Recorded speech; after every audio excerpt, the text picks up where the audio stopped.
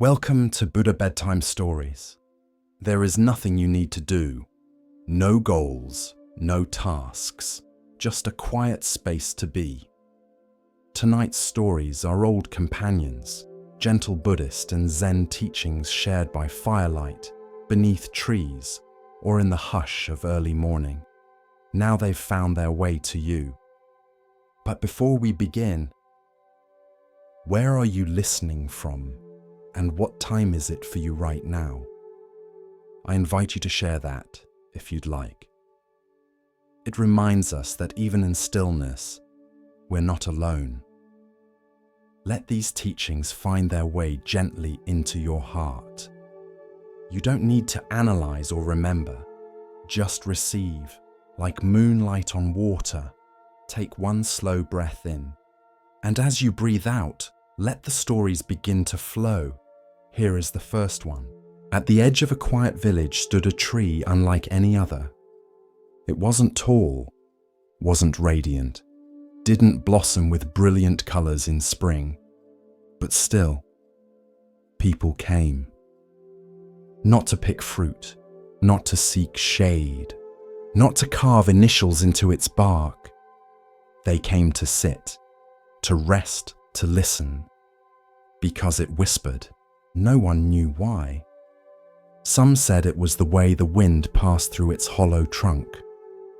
Others believed it was the spirit of an old monk who had meditated there long ago. Children said the tree could speak. Old farmers said it could hear. But whatever the cause, the tree made a soft sound, like breath through a flute, or the hush of cloth moving gently through air. Just enough to quiet your mind. People began to visit it when their hearts were heavy. A woman grieving the loss of her son sat at its roots each morning. She never spoke, but the wind in the branches moved with such rhythm that her shoulders softened, and her tears fell without shame. A man who had lost his business sat by the trunk each evening after working odd jobs in town. He didn't pray, he didn't ask, he simply listened, and each night his breath grew steadier. Even monks came from temples near and far, not to teach, not to chant, but to sit in silence beside the tree. Sometimes for hours, sometimes for days. One traveler asked the village elder, "What does it say?" The elder smiled. "Nothing. That's the point." This is the story of presence without performance, of healing without explanation, of a silence that doesn't fix, but holds. There are trees in all of us, places in our heart that don't shine loudly, don't offer dazzling gifts, don't do anything, but simply are. And that is enough in a world that demands noise, results, progress, answers, opinions, profiles, performances.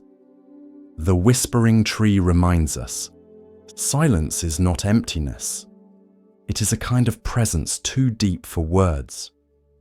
The Buddha once said, "Better than 1,000 hollow words is one word that brings peace. And better still, perhaps, is no word at all, just presence, just sitting, just being." In the Zen tradition, some masters would respond to students' deepest questions by raising a finger, or drawing a circle in the air, or remaining completely silent, not because they had no answer, but because the answer could not be spoken. It had to be realized. The whispering tree was like that. It taught nothing, but revealed everything, if you stayed long enough.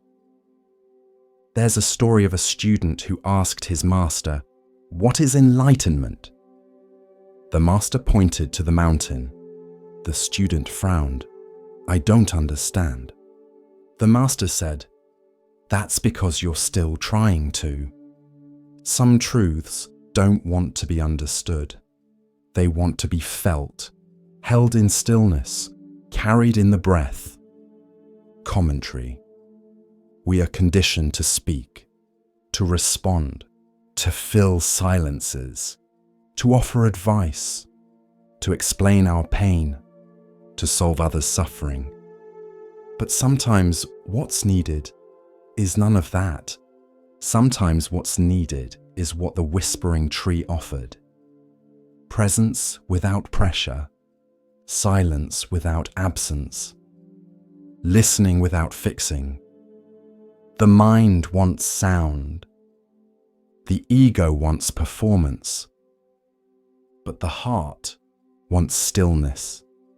It wants to be seen without being judged, heard without being analyzed, held without being improved. You don't have to have the right words. You don't have to be wise. You don't have to fix yourself or anyone else. Sometimes just being there with your whole attention is the most sacred act. The whispering tree didn't change anyone. It didn't speak truths, didn't prescribe practices, didn't offer instructions. But people left it feeling lighter, not because they got something, but because they let something go. Let go of the need to perform, to be impressive, to be certain, to be healed already. Let yourself be the tree. Let yourself be the wind. Let yourself be the stillness between the branches. Silence is not the absence of something. It is the presence of everything. So, when you don't know what to say, don't. When someone is hurting and you want to help, sit with them. When your own heart feels messy, wordless, unsure, be still. Let the whispering begin inside, and trust that silence is a teacher too. Once there was a king who ruled over a vast and golden land. His palace was made of marble and sandalwood. His robes shimmered with threads of moonlight. His name echoed through the valleys like a song carried on wind. But one day, in the middle of a grand festival, the king grew suddenly tired. He stepped away from the court, laid down in the shade of a fig tree, and closed his eyes, just for a moment. And in that moment, he dreamed. In the dream, he was no longer a king. He was a farmer. His hands were calloused. His home was a straw hut. He tilled the soil each morning, worked through sweat and storm, and fell asleep beside a dying lantern. Years passed in this dream. He married, had children, lost crops, buried a son. He aged, sickened, and finally lay dying in his dream bed of straw, holding his daughter's hand. As he drew his last breath, he awoke, back under the fig tree, back in silk, back in the sound of distant music from the palace. No time had passed. Only the blink of an eye. He sat up and wept. This is the story of samsara, the cycle of birth, death, and illusion. Commentary. The Buddha once said, "This world is a dream, a bubble, a shadow. See it as such." But it does not mean the world is meaningless. It means that clinging to the dream, believing it is the whole of reality, is what causes suffering. The king's dream felt real. He loved. He cried. He endured. And yet, it was only a flicker in his mind. When he awoke, he was still himself, still whole, still the same awareness, only now, clearer. So too with rebirth. You are born into a form, live a life, gather names, habits, memories, and when that form ends, the awareness that knew it does not die. It simply moves, like a dreamer waking into another dream. Samsara is not a punishment. It is a lesson, a series of dreams to awaken from. Not by denying them, but by seeing through them. When the king returned to court, he no longer ruled with pride. He ruled with humility, with tenderness, as one who knew that even a crown is made of the same dust as a farmer's hoe. He often sat under that same fig tree in silence. When people asked why, he would only say, "That is where I remembered." One day, he invited monks to his court. Among them was a sage known for his stillness. The king asked him, "How do I know which world is the dream and which is true?" The monk replied with a smile, "Ask the one who is watching them both." Who is that? The witness, the awareness, the one who saw the king dreaming of the farmer, the one who sees you dreaming this life.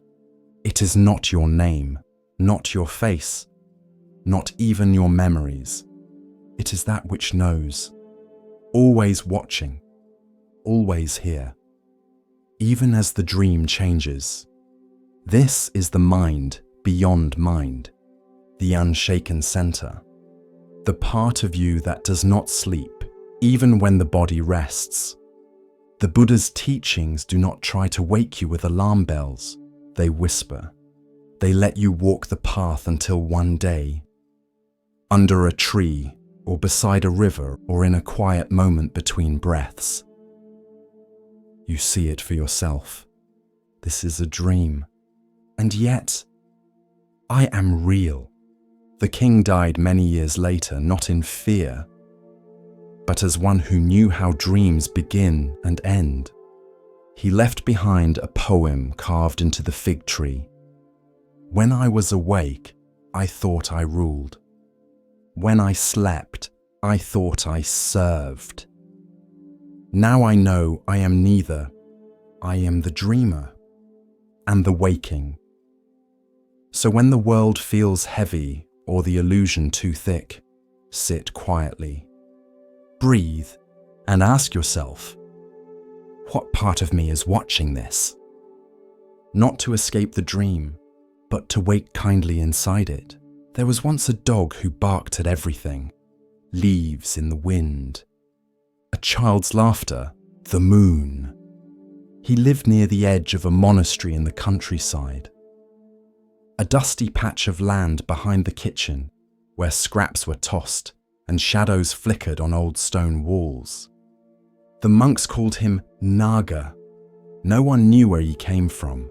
He was just always there, tail curled, eyes sharp, teeth ready, and always barking. When visitors arrived, he barked. When bells rang, he barked. Even when nothing moved at all, he barked, as if the world itself was suspicious. Some monks avoided him. Too wild, they muttered. Others threw him bread or whispered mantras for his restless soul. But one monk, elderly, slow-moving, soft-spoken, began to sit near him each morning. No words, no food, just presence. He would settle into the grass, cross-legged, a few paces from Naga's resting place. He didn't reach for him, didn't scold the barking. He just sat. At first, Naga barked at him too, low growls, sharp yelps, but the monk remained still, breathing in, breathing out, no threat, no fear, no reaction. Days passed, then weeks. Naga still barked at others, still snarled at passing carts or fluttering robes, but not at the old monk. Eventually, when the monk arrived, Naga would simply lift his head and then rest it again. One morning, the monk placed a small bowl of water nearby. Naga didn't touch it, not for an hour, but as the sun climbed, he finally approached, drank, then sat beside the bowl. The monk said nothing, only smiled. A younger monk watching from the corridor asked later, "Master, how did you calm him? We've tried so many things, food, scolding, chants." The old monk replied, "He barked because the world barked back. He expected resistance, but when he found none, he started listening." Reactivity, the monk would later teach, is like a match near dry grass. One spark, and the fire spreads. But if the grass is damp, soft, grounded, the flame fizzles out. Naga still barked sometimes, but not with the same edge, not with the same fear. And when the old monk passed away years later, Naga lay beside his meditation cushion for 3 days, silent, not whimpering, not barking, just there. Monks and novices alike noticed. A dog who once barked at everything, now holding space for grief, with the stillness of a cloud.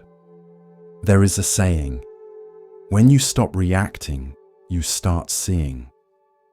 The dog had seen the one thing no command could teach, that peace isn't taught through force, but through presence that does not flinch.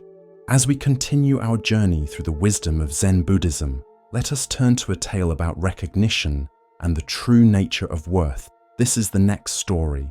The banks of the Ganges shimmered with morning light. Mist curled like white breath from the earth, and birds traced wide arcs above the water.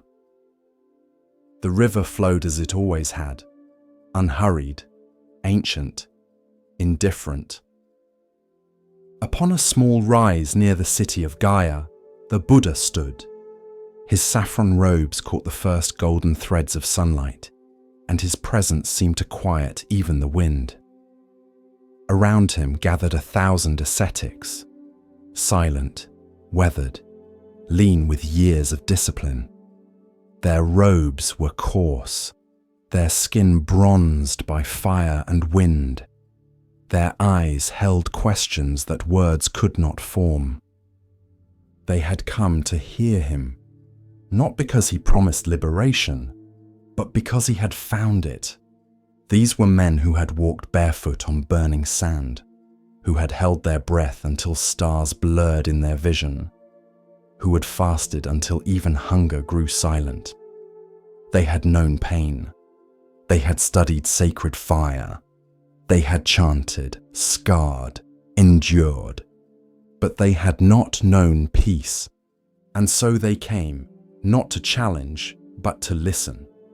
The Buddha began not with praise, nor with rules, nor with doctrine. He began with fire. "All is burning," he said. A ripple moved through the crowd like wind across tall grass. He paused, let the silence stretch, like the space between flames. "All is burning," he repeated. "The I is burning, forms are burning, I consciousness is burning." He spoke slowly, deliberately, each word striking like a drumbeat in the still morning air. Burning with what? With the fire of lust, the fire of hatred, the fire of delusion? Some closed their eyes, others frowned. A few leaned forward, their breaths caught. The Buddha looked upon them, not with challenge, but with compassion. "This body you cling to," he said, "it is a wick. This mind you chase through craving, a spark.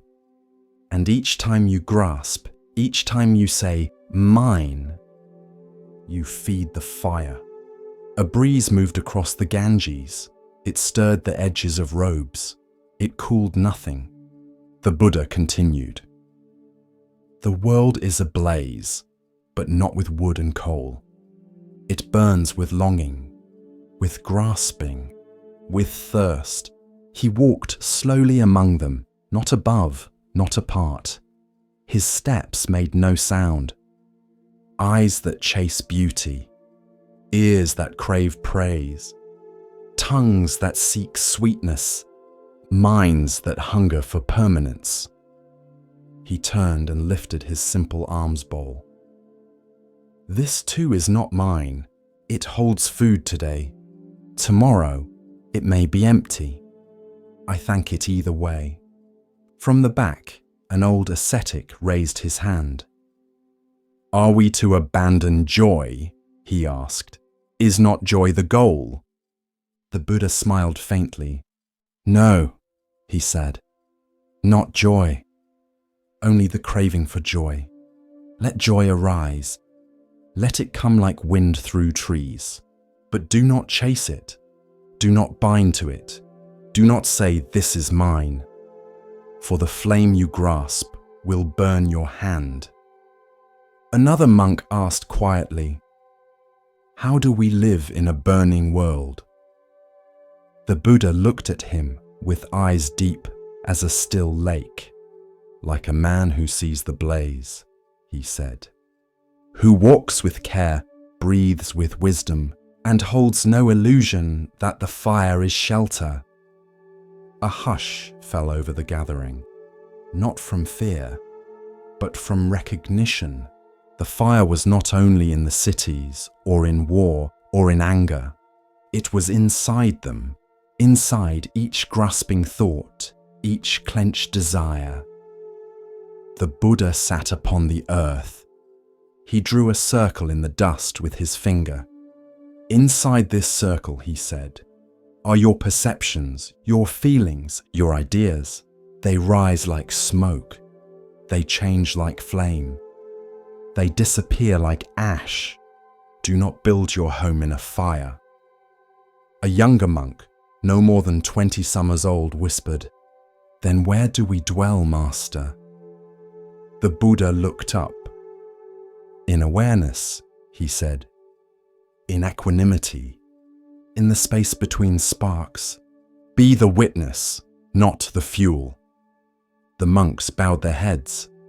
Some wept, not from sorrow, but from something else. From release, from clarity, from the sudden lightness of realizing they could put something down. That night, they built no fires. There were no chants, no ceremonies. They ate simply, drank river water, and sat in silence. But the silence was not empty. It was watchful. Each monk sat with his own flickering flame. Some remembered the pain of hunger they had forced upon themselves. Others remembered the pride they had felt when praised for discipline. Some saw anger they had not named, others grief, and they did not suppress these fires. They simply watched. And in the watching, something shifted. Not extinguished, but no longer fed. In the days that followed, the change was quiet but real. Monks who had once worshipped sacred flame, who had walked barefoot on coals, branded their skin, sat in the sun for days, now turned to a gentler discipline. They practiced release. They rose with the sun. They swept the courtyard slowly. They bowed not to fire, but to understanding. When visitors asked them what the Buddha had taught that morning, they did not recite scriptures. They did not speak of rebirth or karma or cosmology. They said only, he showed us the fire and told us we did not have to live in it.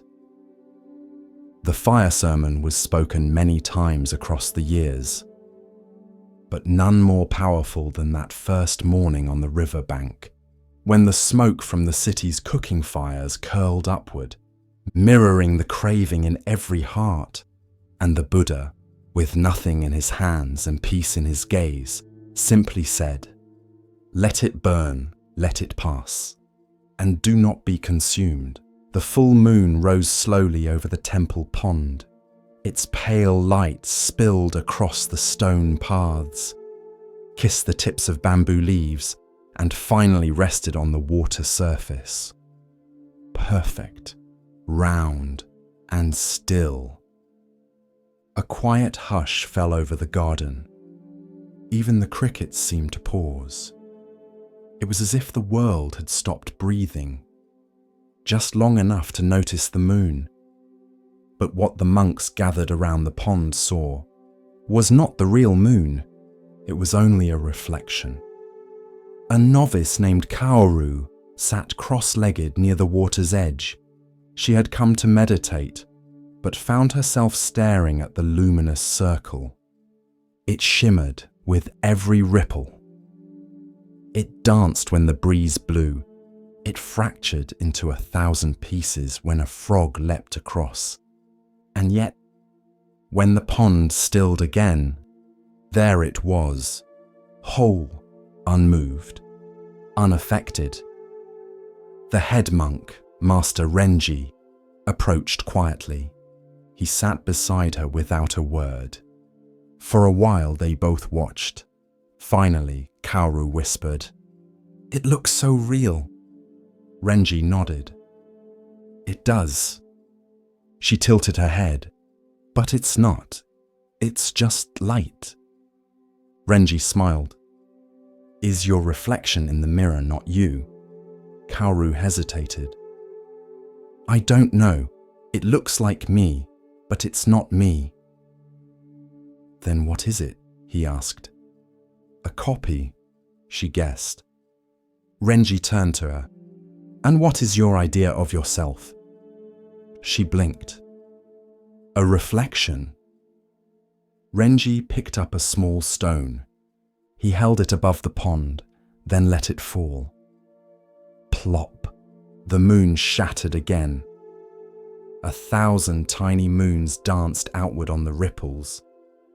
"Does the moon mind?" he asked. Kaoru laughed softly. "No." "Does the moon change?"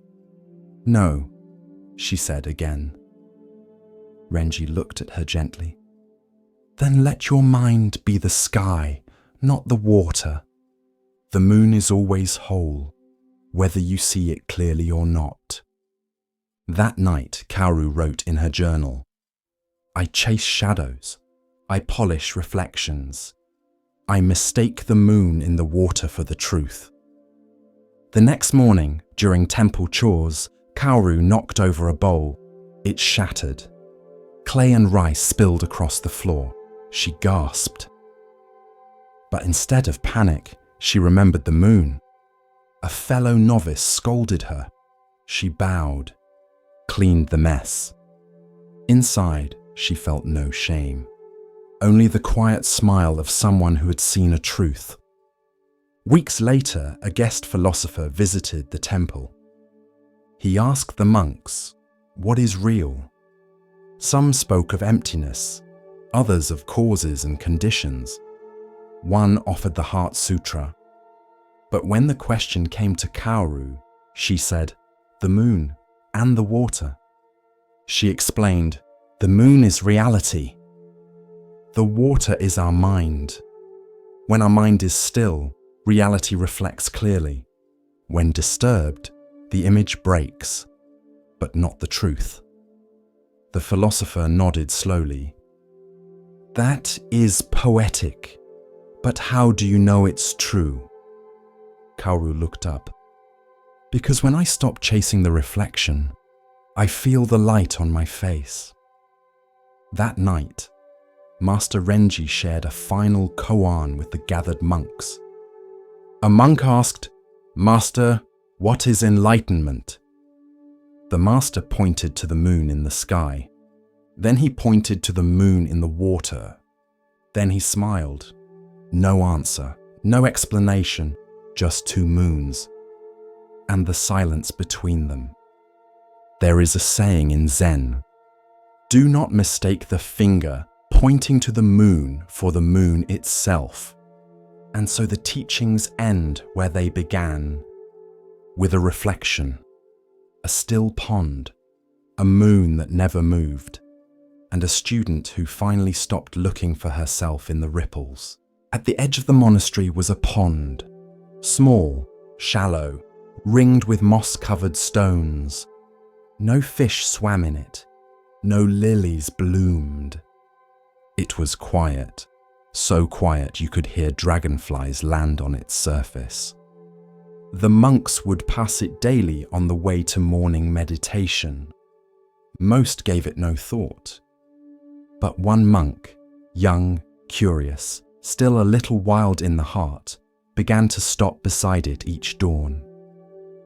He would pick up a pebble, hold it, feel its weight, then toss it gently into the still water, and each time he would watch the ripples move outward, soft circles expanding from the center until they kissed the edges of the pond and vanished.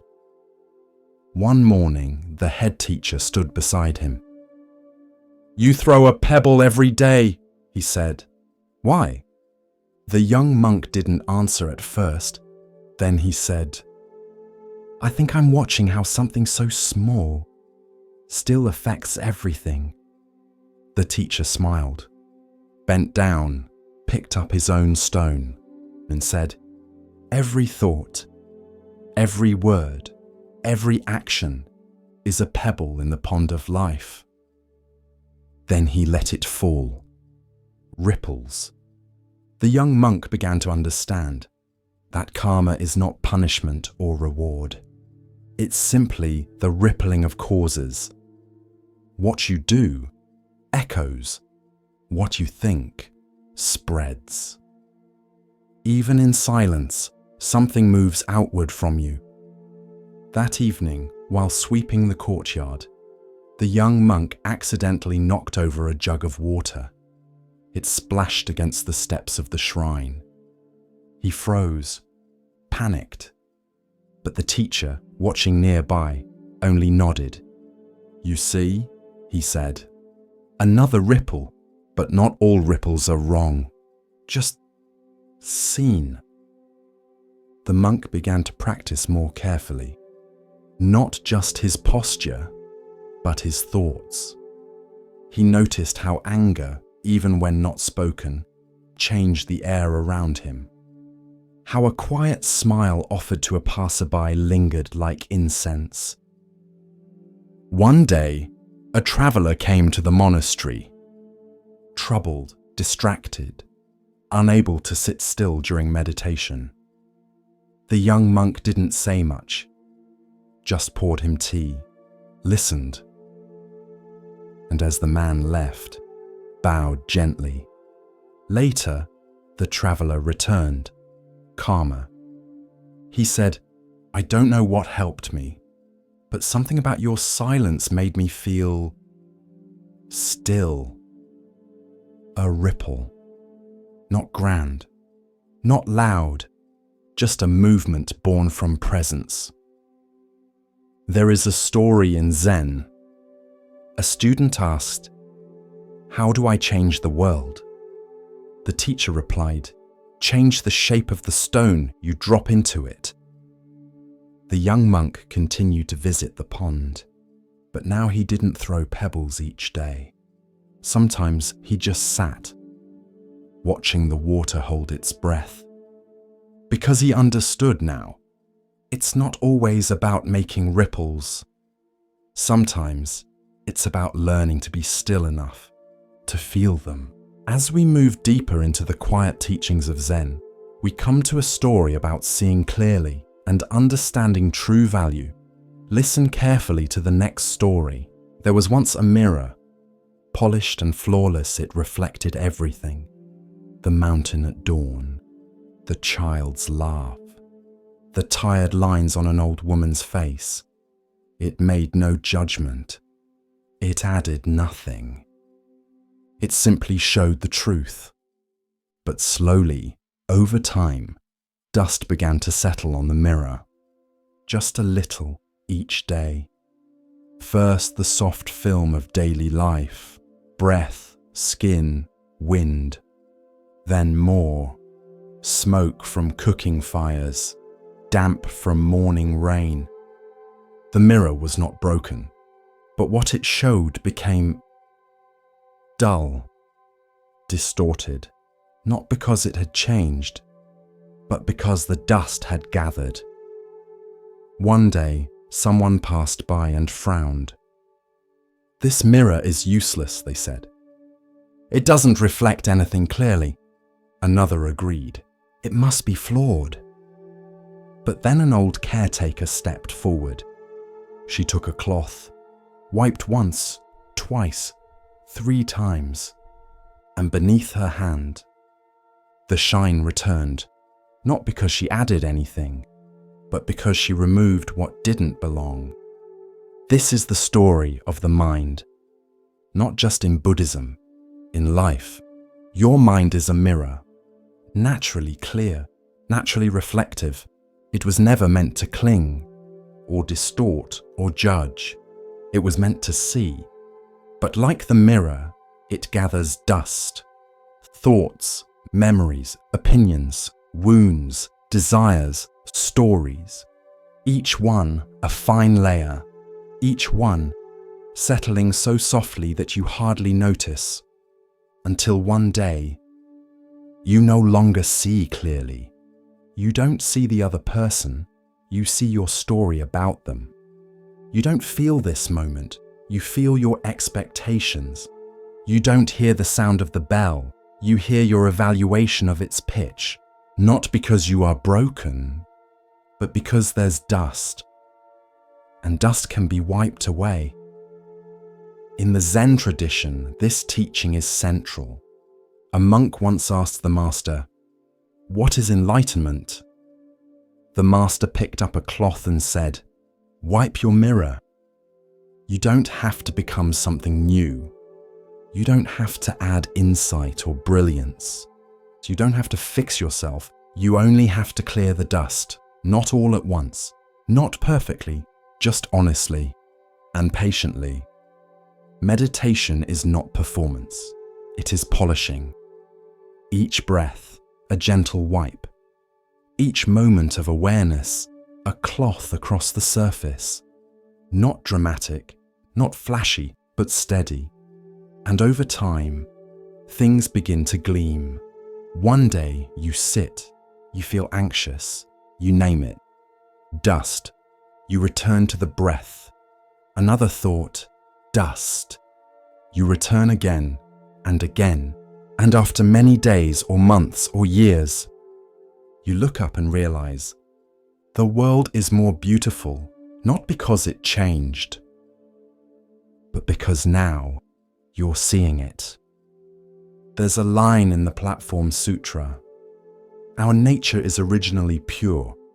It is because of false thoughts that we cannot realize it. This is not a scolding. It is an invitation. It says, your clarity is still there. Don't give up. Just wipe gently. Sometimes we think dust is who we are. I am angry. I am anxious. I am not enough.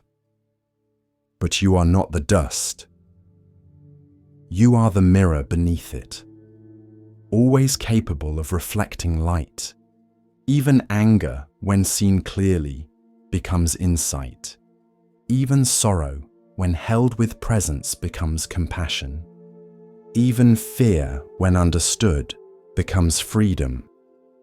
Because when the mirror clears, everything reveals its true shape. Commentary. The mirror and the dust is not just a metaphor, it is a daily practice. It teaches us that effort matters, that clarity is not permanent, but neither is confusion. That we don't need to judge the dust, just see it and wipe. You may sit today and feel cloudy.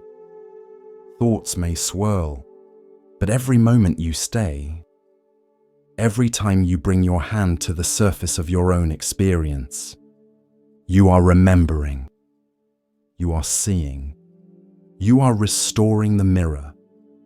In a monastery garden, a novice once asked his teacher, "How do I become wise?" The teacher handed him a cloth and pointed to the windows. "Start here," he said. And so the novice began. And as the glass cleared, so did his mind. The world doesn't need you to shine brighter. It needs you to see clearly. And the first step is this: pause, look at your thoughts, smile at them, and then wipe gently, without shame. Because beneath it all, you were always the mirror. The forest was silent. A slow dawn brushed the canopy with gold, and the earth exhaled the cool breath of night. Beneath the tall trees, a single figure sat unmoving, his presence vast, his stillness deeper than the roots below him. This was Samantabhadra, the bodhisattva of great action. Where Avalokiteshvara hears the cries of the world, Samantabhadra responds, not just with compassion, but with commitment, with vow, with doing. In Sanskrit, his name means universal worthy. He is the embodiment of enlightened action, not theoretical, but lived.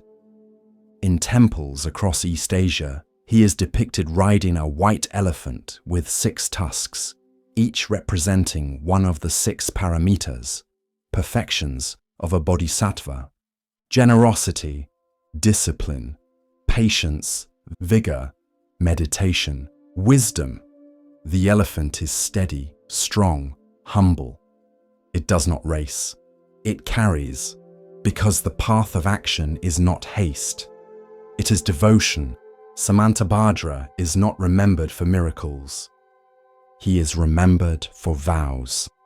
In the Avatamsaka Sutra, a vision of infinite Buddhas and worlds, he stands before countless beings and declares, "I vow to honor all Buddhas, to make offerings, to confess mistakes, to rejoice in goodness, to request teaching, to stay in the world, to follow the path, to live for others, to turn the wheel of Dharma, to dedicate all merit for the awakening of all beings." 10 vast vows, 10 immeasurable currents of action. And still, he made more, because Samantabhadra's compassion does not stop at feeling, it becomes form. There's a story told in the mountains of Sichuan. A wandering monk came to a temple where the image of Samantabhadra stood tall, ornate, golden, seated atop the elephant.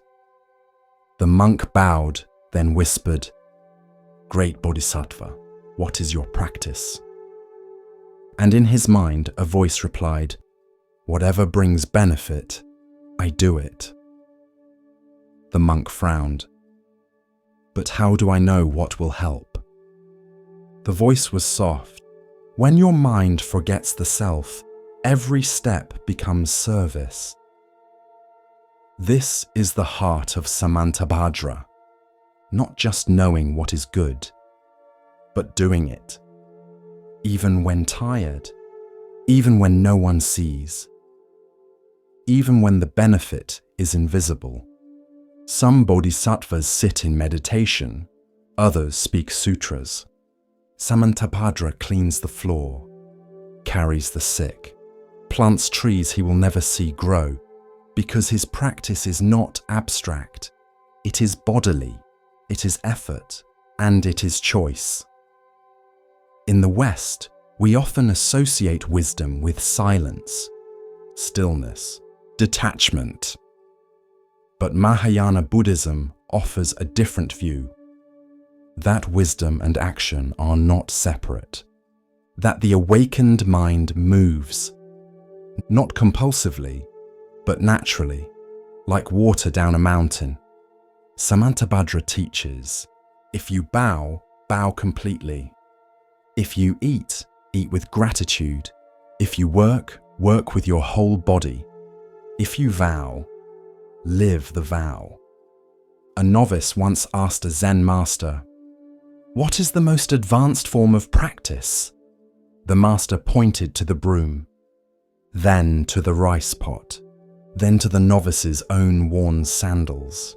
"Whatever needs doing," he said, "do it completely." In this way, Samantabhadra is not lofty. He is practical. He does not ask you to fly. He asks you to stay grounded and keep going, to help even one being, to smile even once for someone who is suffering, to remember that in a single action, sweeping, bowing, cooking, there can be immeasurable merit when done with a mind of service. There's a teaching. A bodhisattva never asks, "Will this be noticed?" A bodhisattva asks, "Does this help?" In modern life, we are busy.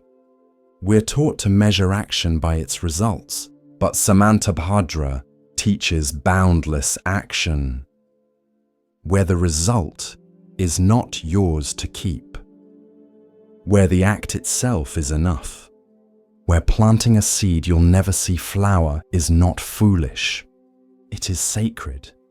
Commentary. Samantabhadra is not a figure on a pedestal. He is a mirror. He shows us that enlightenment is not an escape from the world. It is a return to it, fully awake, with sleeves rolled, with hands open, with vows not recited but lived. The white elephant is not fast, but it is strong. It does not seek applause.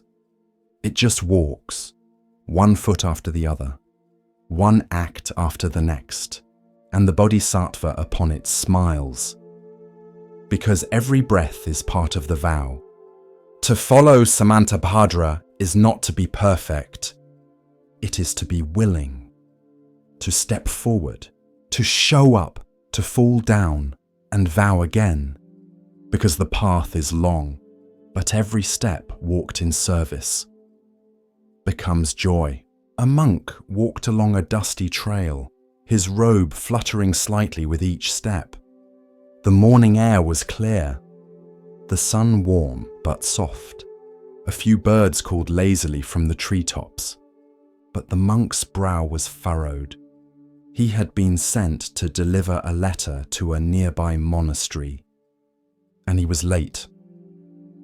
He had misread the schedule, taken the wrong turn, and now walked quickly, heart agitated beneath his robe. Each step struck the earth too hard. Each breath was shallow. His mind raced ahead. Will they think me careless?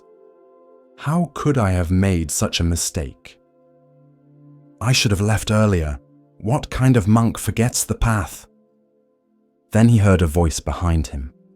"Excuse me, Sir Monk."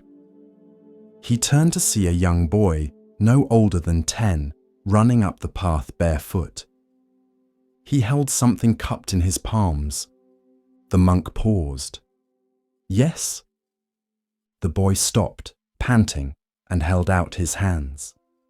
Inside them sat a small, round pebble, no bigger than a thumbprint. "It's beautiful, isn't it?" the boy said. The monk looked down.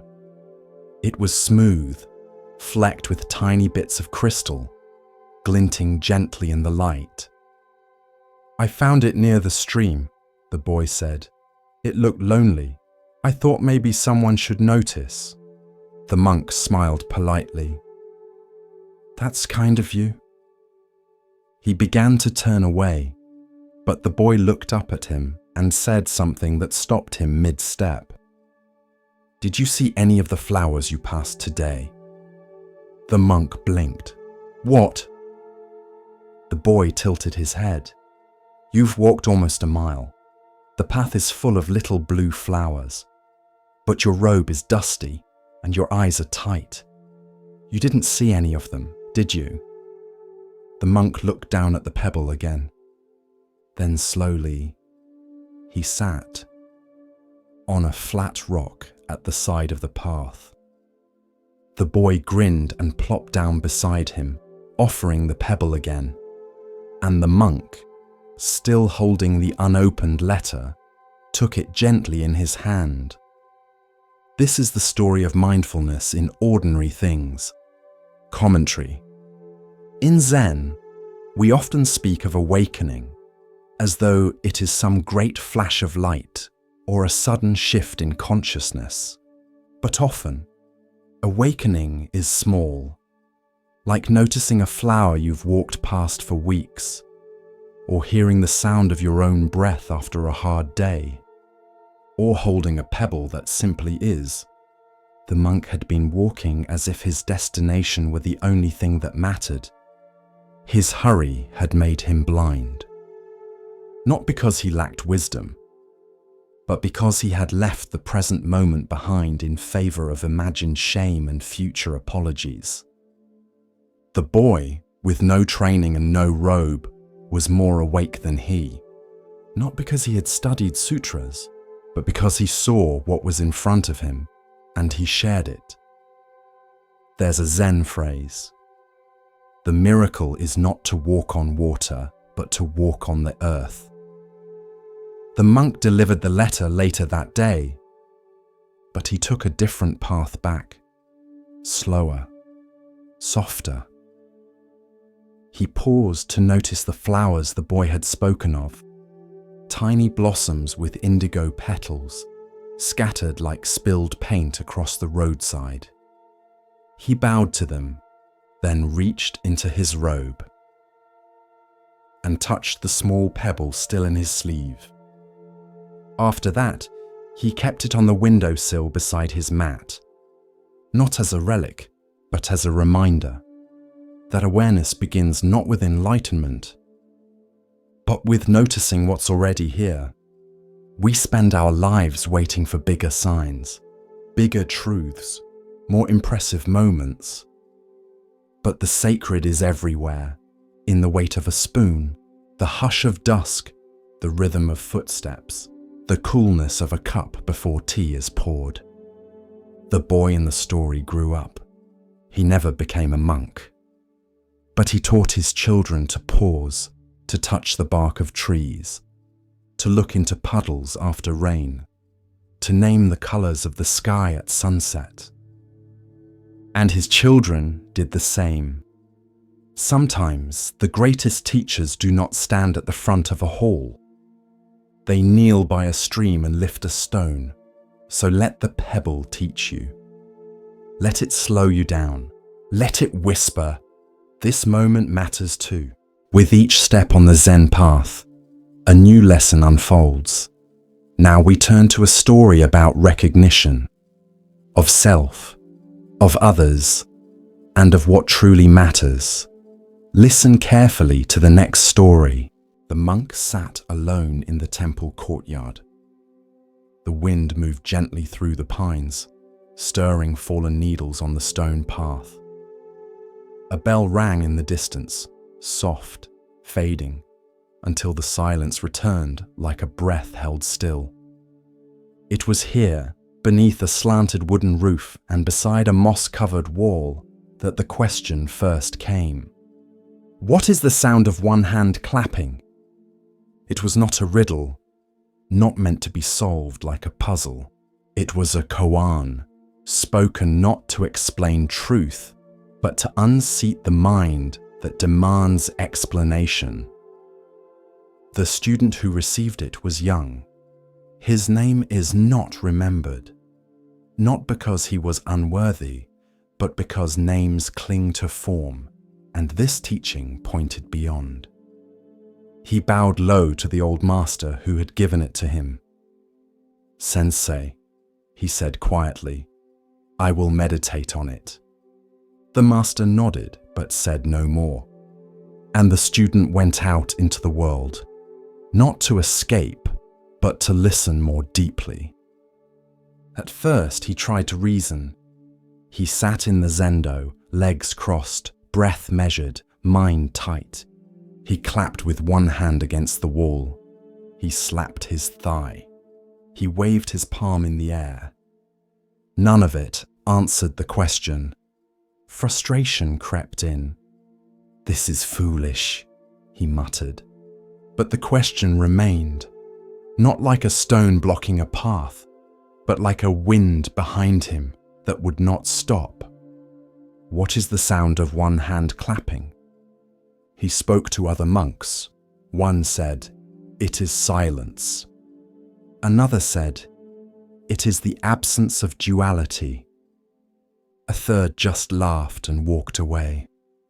The student grew weary, but one morning, while sweeping the courtyard with a worn broom, he stopped. The breeze brushed against his robe. The crow called out from the roof beam, and something softened. He had been trying to answer the question, but the koan was not asking for words. It was asking him to see. Long ago, during the Tang dynasty in China, a great Zen master named Hakuju taught in a small mountain temple above the rice terraces. His students came from far and wide, some nobles, some peasants, all seekers. One day, a scholar arrived, well-dressed and full of knowledge. "I have read the sutras," he said, bowing. "I have studied philosophy. Now I wish to understand Zen." Hakuju nodded once and poured him tea. The cup filled, then overflowed. The scholar pulled back. "Master, the cup is full."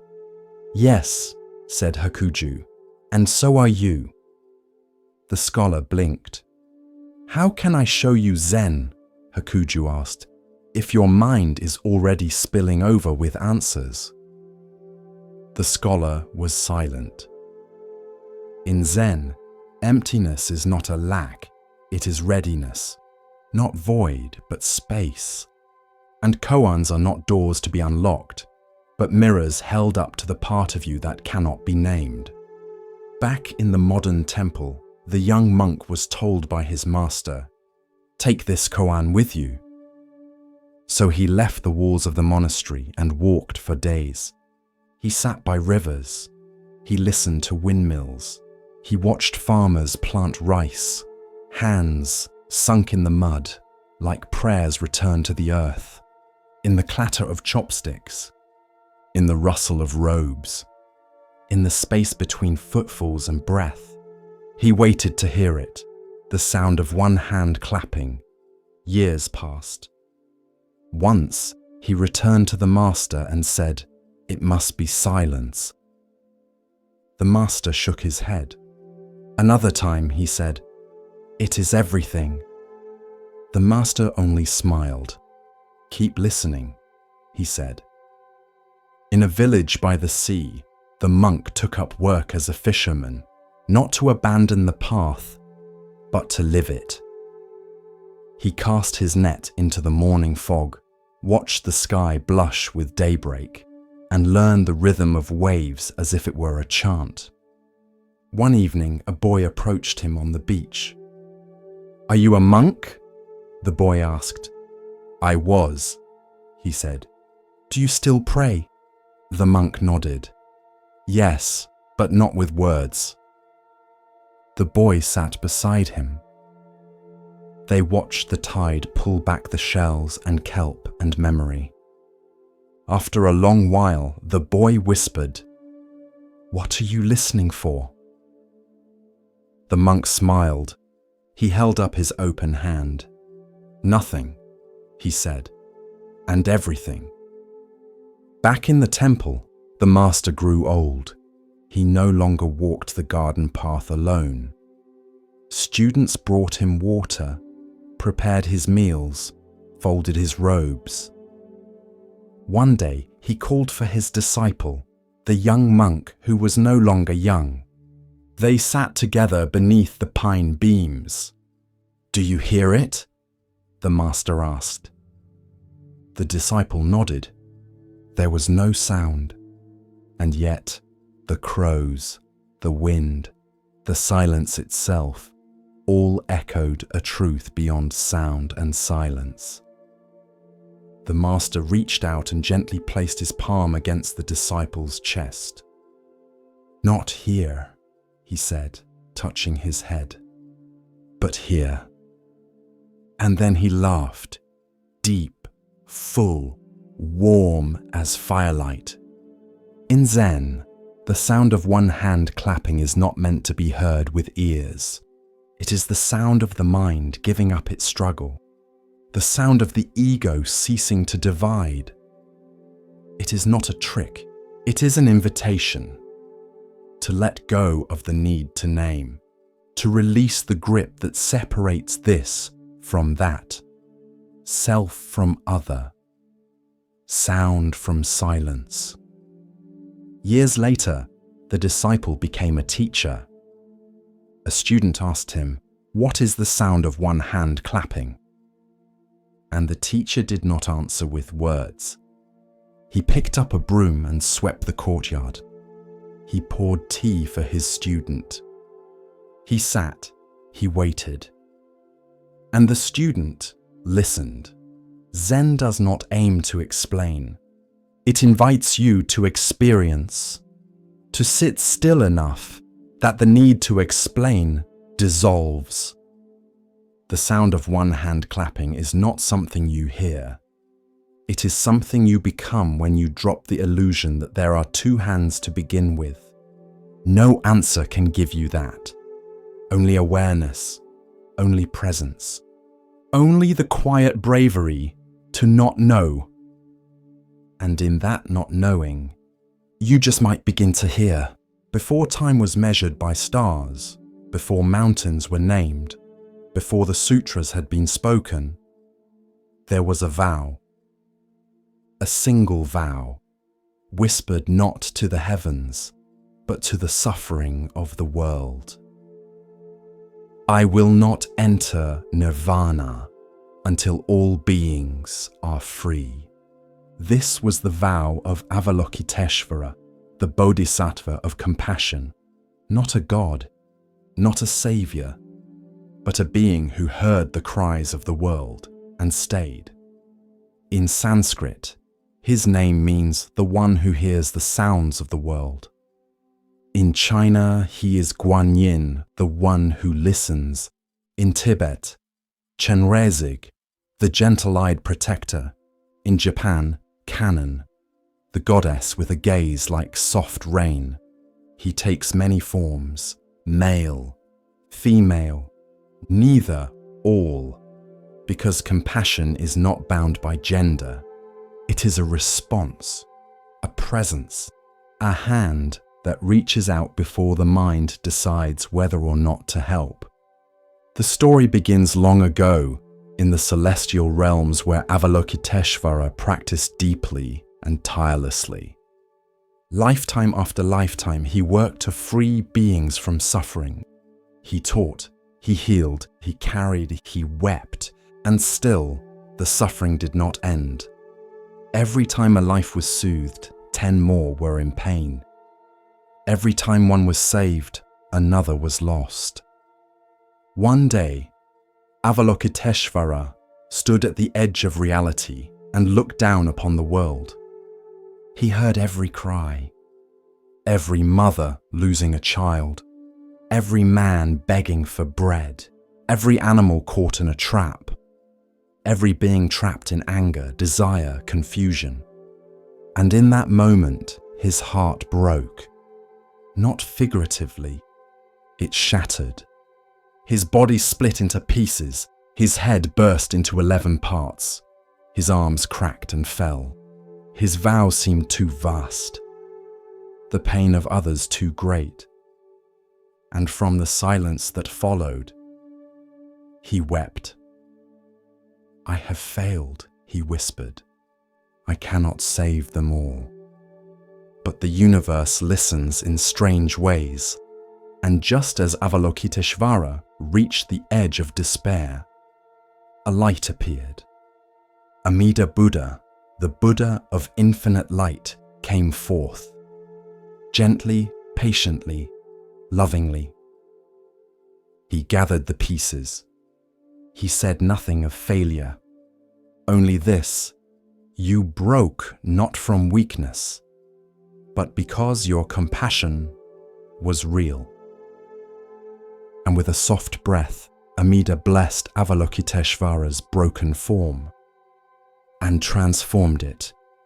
Now he had 11 heads to see in every direction and 1,000 arms, each with an eye in its palm to both see and act. Hands that could reach into every corner of the world. Hands that could soothe, protect, feed, carry, hold, mend. Not all hands were soft. Some held weapons to cut through illusion. Others held lotus flowers to cradle the broken. Some formed mudras of peace. Others reached out with empty palms. Each hand was compassion expressed. Each hand was love in action. This is why Avalokiteshvara did not abandon the world. Because even in despair, he did not turn away. Because real compassion isn't about success. It's about showing up again and again, even when it seems hopeless. Especially when it seems hopeless. There's a story told in temples. A monk once asked a master, "What is Avalokiteshvara doing with so many arms and eyes?" The master replied, "It's like a man reaching for a pillow in the night. He does it without thinking." That is the heart of compassion. No calculation, no pride, just the instinct to help. Because suffering is not theoretical. It is immediate, and so compassion must be too. In the iconography, each hand of Avalokiteshvara holds a symbol. A wheel, a bell, a jewel, a book, a rope, a vajra, a bowl, a tear. Because compassion wears many forms. Sometimes it's guidance, sometimes it's protection, sometimes it's nourishment, sometimes it's just being with someone who is grieving without fixing it. In one form, Avalokiteshvara appears with only two hands. One holds a lotus, symbol of purity rising from the mud. The other holds a vase, pouring the nectar of healing into the world. Because even with just two hands, if moved by compassion, you can save lives.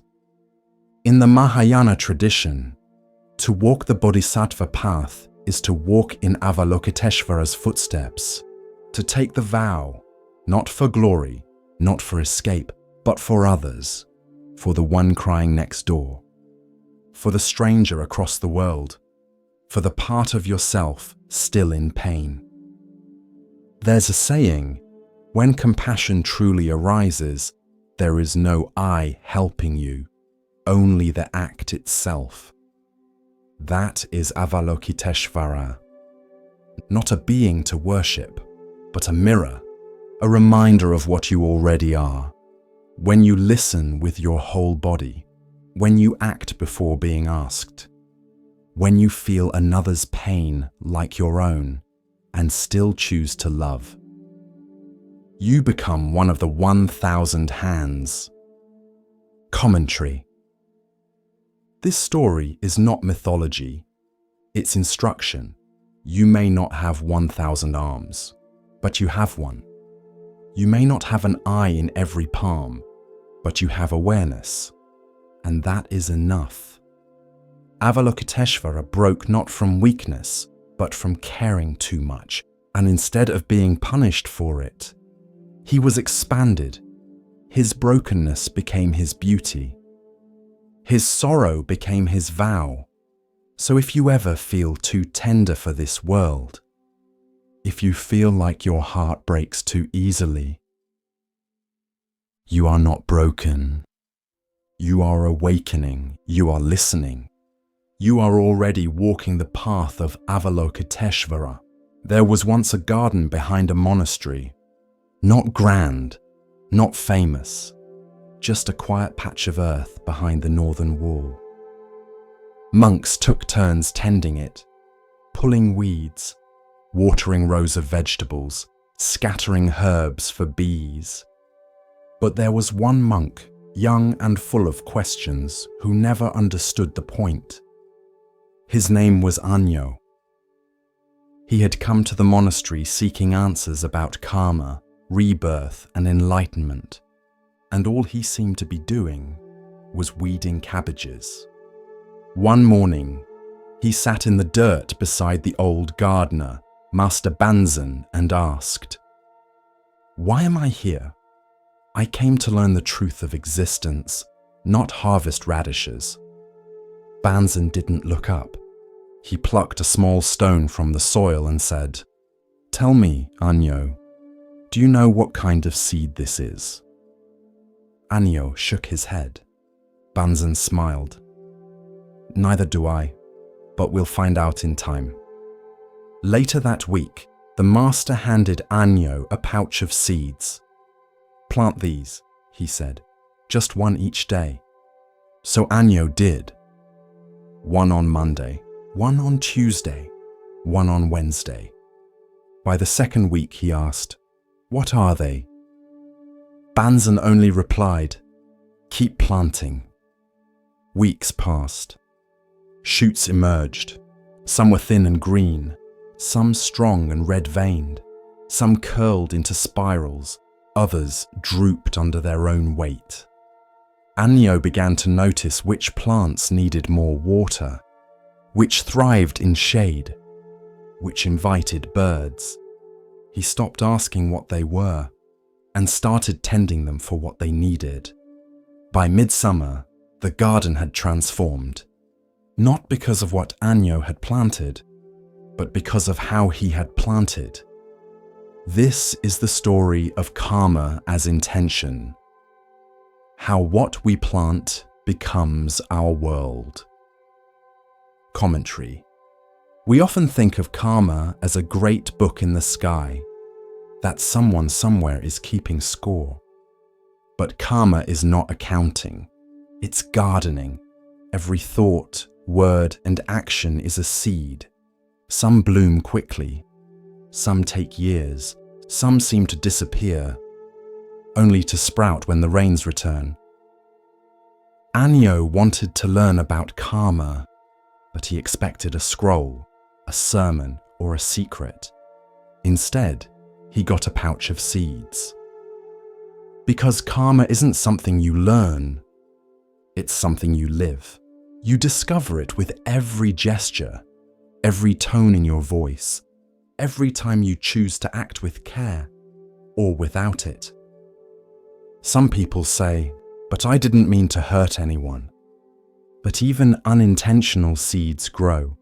A sharp word, a careless gesture, a forgotten promise. Each one goes into the soil of the world. But so do quiet kindnesses. A bowl of warm rice, a door held open, a moment of patience with someone slower than you. These bloom too, even when you never see them again. Banzan once said to Anyo, "Don't ask what the seed will become. Ask what the soil needs today." That is the heart of intention. Not just what you do, but why. Karma begins not with action, but with intention. Even the Buddha said, "It is volition, monks, that I call karma.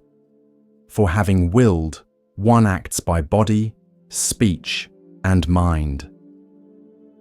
Years later, Anyo became a teacher. He no longer spoke of karma as fate. He taught his students how to garden their lives, how to pause before speaking, how to breathe before judging, how to water what they wish to grow, inside themselves and others. One student once asked him, "What is the best seed to plant?" Anyo smiled and said, "Attention to this moment and how you meet it."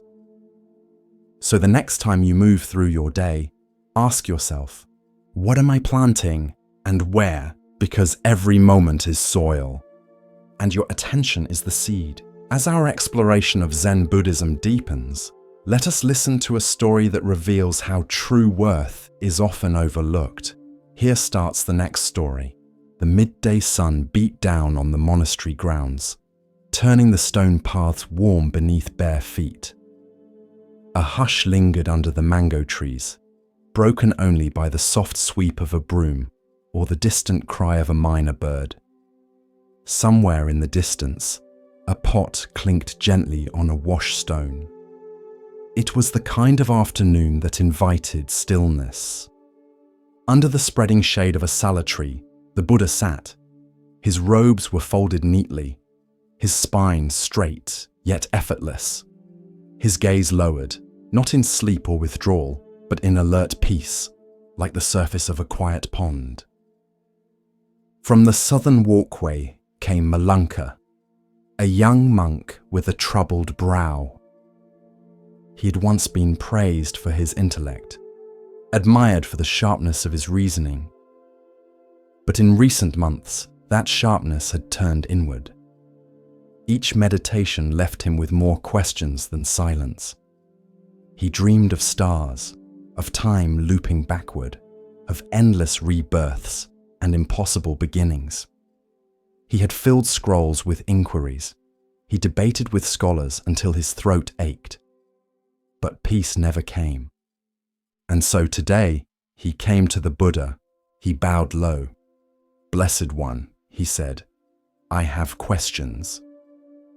The Buddha did not speak immediately, but his silence was not dismissive. It was a space, an invitation.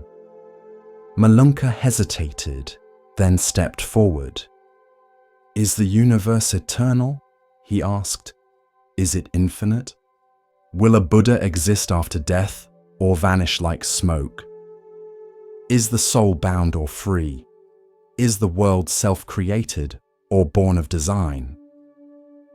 Each question emerged like a stone cast into a well, sharp, fast, echoing. The Buddha remained quiet. Malunka's face tightened. "Why will you not answer me?" he asked. "Are these not worthy questions? Are we not seekers of truth?"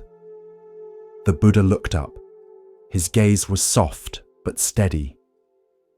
The other monks nearby paused in their work and drew closer, sensing the moment. The Buddha spoke. "Let me tell you a story. There was once a man," he said, "who was struck by a poisoned arrow in battle. The wound was deep. The poison spread quickly. His friends and family rushed to bring a healer. But the man, gasping, objected. "Before I allow treatment," he said, "I must know who shot me. Was he a nobleman or a laborer? What was his clan? Where was he born? What kind of bow did he use? Long or short? What wood was it carved from? What was the arrow's length? The feathers? Were they peacock or eagle? What poison did he use, and who taught him?" The monks chuckled, some hiding smiles behind folded hands. But the Buddha's gaze didn't waver. While the man demanded these answers, he died. He turned fully toward Malunka. "Would you call that man wise?" Malunka lowered his head, chastened. "No, Blessed One." The Buddha continued, his voice like slow water. "We are each struck by the arrow of suffering, pain, aging, death.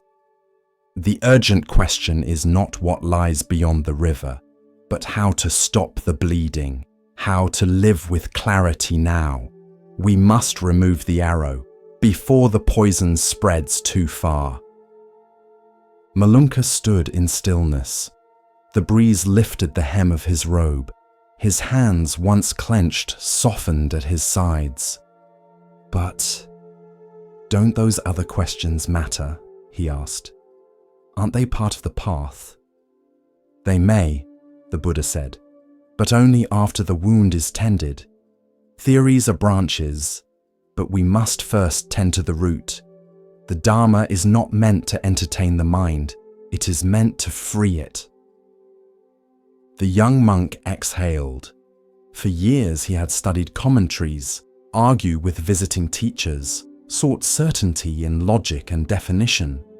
But now he saw the arrow was still in him, and each speculative thought, each metaphysical obsession, had only twisted it deeper. That night, Malunka did not return to the library. He sat by the monastery's stone well and watched the moon ripple in the water. He did not write.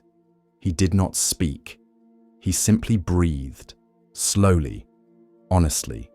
For the first time, he noticed the weight in his chest, not as a puzzle, but as pain. In the morning, he returned to the Buddha. He bowed deeply, forehead touching earth. "Blessed One," he said, "I no longer ask if the universe is eternal. I ask how to meet this moment without fear." The Buddha smiled. "That is the first step."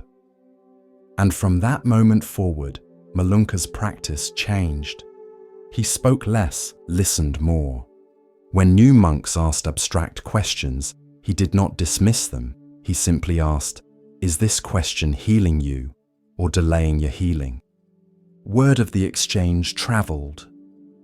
Soon, the story of the poisoned arrow spread, not as a rebuke of knowledge, but as a reminder of urgency.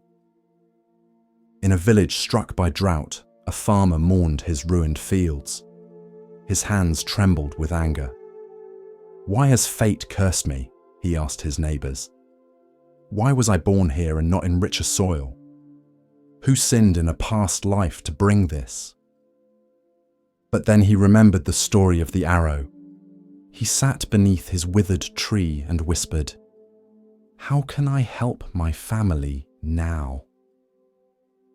And the answer came quietly, "Begin digging a well." In a riverside town, a mother wept for her daughter, taken by fever. She begged the heavens for a sign, wondered what sins she had committed, questioned every past decision. But the village priest, who had once trained as a monk, told her the story.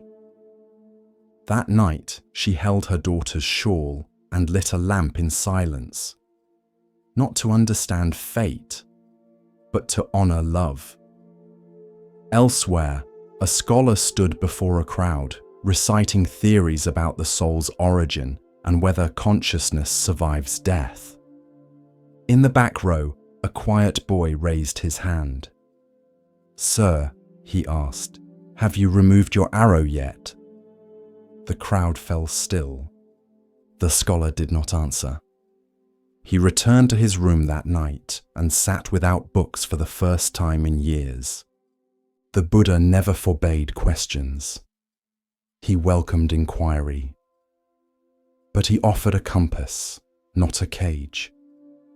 He simply asked, "Will this question free you? Or bind you? Will it heal your wound? Or distract you from the blade still buried?" That became the measure. And so the monks learned not just what to ask, but when to ask and why, because the arrow is real. The pain is now. The wound is not a theory, and the first task, before philosophy, before argument, before metaphysics, is to pull it out, not later, not after you name the wood, not once you've traced its lineage, but now. The wind in Lumbini moved gently, like breath held between two worlds. It was spring. The trees were in bloom, and the sal branches swayed with the weight of 1,000 white blossoms, drifting like snow through sunlight. The grove itself had always been sacred, but on this day, it held its breath, because something was about to happen. Queen Maya of Kapilavastu had travelled far. Her time was near, and by custom, she had chosen to give birth in her family's village. The journey had been long, but gentle. Attendants walked quietly beside her. The sky stayed clear. and the earth itself seemed to soften beneath their steps. When they reached Lumbini, Maya smiled. Here, the air was different, cooler, still. The light filtered through the trees in beams so soft they looked like silk. She stepped down from her carriage, removed her sandals, and walked barefoot into the grove. Birds did not flee. They simply paused. At the center of the grove stood a tall sal tree, wide-branched and flowering. She reached for a low branch and rested her hand upon it. She did not cry out. She did not tremble. She breathed. And there, beneath the trees upon the earth in silence, a child was born. He did not enter with a cry. He entered with awareness. His eyes opened wide, dark and deep like the night before rain. His skin was said to shine with a glow not of this world, and the breeze, once soft, began to stir the leaves as if to sing. Attendants rushed forward. The midwife covered her mouth.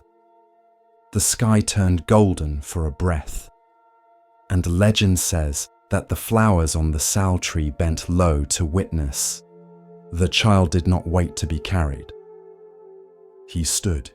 He took 7 steps, and with each step, where his foot touched the ground, a lotus bloomed. Not imagined, not metaphor, but real. Petals unfurled beneath his heels. Fragrance filled the air, and the world paused. Animals stopped their grazing, streams paused their song, and even the wind, surprised by the holiness of the moment, turned back to watch. When the 7th step was taken, the boy raised one hand to the sky and one to the earth. And in a voice that was not learned but remembered, he said, "In this life, I am born for the benefit of all beings. This is my final birth. I will put an end to suffering." It is said that the Devas, gods of distant realms, gathered in silence, their hands folded, their eyes lowered, because something rare had occurred. A bodhisattva, fully awakened in past lives, had returned to walk the earth once more. Heavenly flowers fell through the air. Trumpets sounded without instruments. Celestial beings whispered blessings the humans could not hear. And yet even those on earth, who had no names for such wonders, felt the shift. One man wept without knowing why. One horse knelt in its harness. A pot of rice boiled over though no fire was lit. Something had entered the world, something ancient, and entirely new. He was named Siddhartha, which means he who achieves his aim. In his small face, those who looked closely saw both softness and strength, an ocean of stillness behind the movements of a child. He did not laugh more or cry less than other babies, but when he looked into your eyes, it felt as though he saw through the lifetimes you had forgotten. Queen Maya held him close, felt his heartbeat against her own, but in her heart she knew this child did not belong only to her. He belonged to the world. Word of the birth traveled quickly. When the child was only days old, the king summoned the wise sages of the land. Among them came Asita, an old hermit who lived in the mountains, wrapped in robes the color of ash, with eyes that had watched the turning of many seasons. He entered the palace slowly, carried no staff, asked no favor. He only asked to see the child. When Siddhartha was placed before him, Asita's lips trembled. Tears welled in his eyes, not from sorrow, but from recognition. He bowed low before the infant. And when he rose, he turned to the king. This child will not rule a kingdom. He will rule the heart. He will not wield armies. He will end suffering. He is destined to become a Buddha, an awakened one. He will show the way beyond sorrow. But I will not live to see his teaching. That is my only sadness. And he bowed once more. The room fell still. Even the oil lamps seemed to lean closer. The king said nothing. The queen held her son more tightly. Maya did not live long after the birth. Some say it was her karma to return to the celestial realm, that to carry a Buddha is to carry a world, and some bodies are made only to hold such grace for a little while. Others say she became his guardian spirit, that she watched from beyond the veil, her presence in every breeze that cooled his fever, every bird that sang outside his window. Siddhartha was raised by her sister. He grew in the lap of comfort. But the memory of the grove, the trees, the moonlit dream, those lived on. Years later, when Siddhartha became the Buddha, he never spoke often of his birth. He taught of suffering, of the path, of breath, of impermanence. But once, when asked what it meant that he had walked on lotus blossoms, he smiled and said, "The path was already beneath me. I did not make it appear. I only stepped where it had always been." Because truth is not invented, it is remembered. Like petals underfoot, waiting to be noticed. And so the child who walked on lotus blossoms became the man who taught others to walk in peace.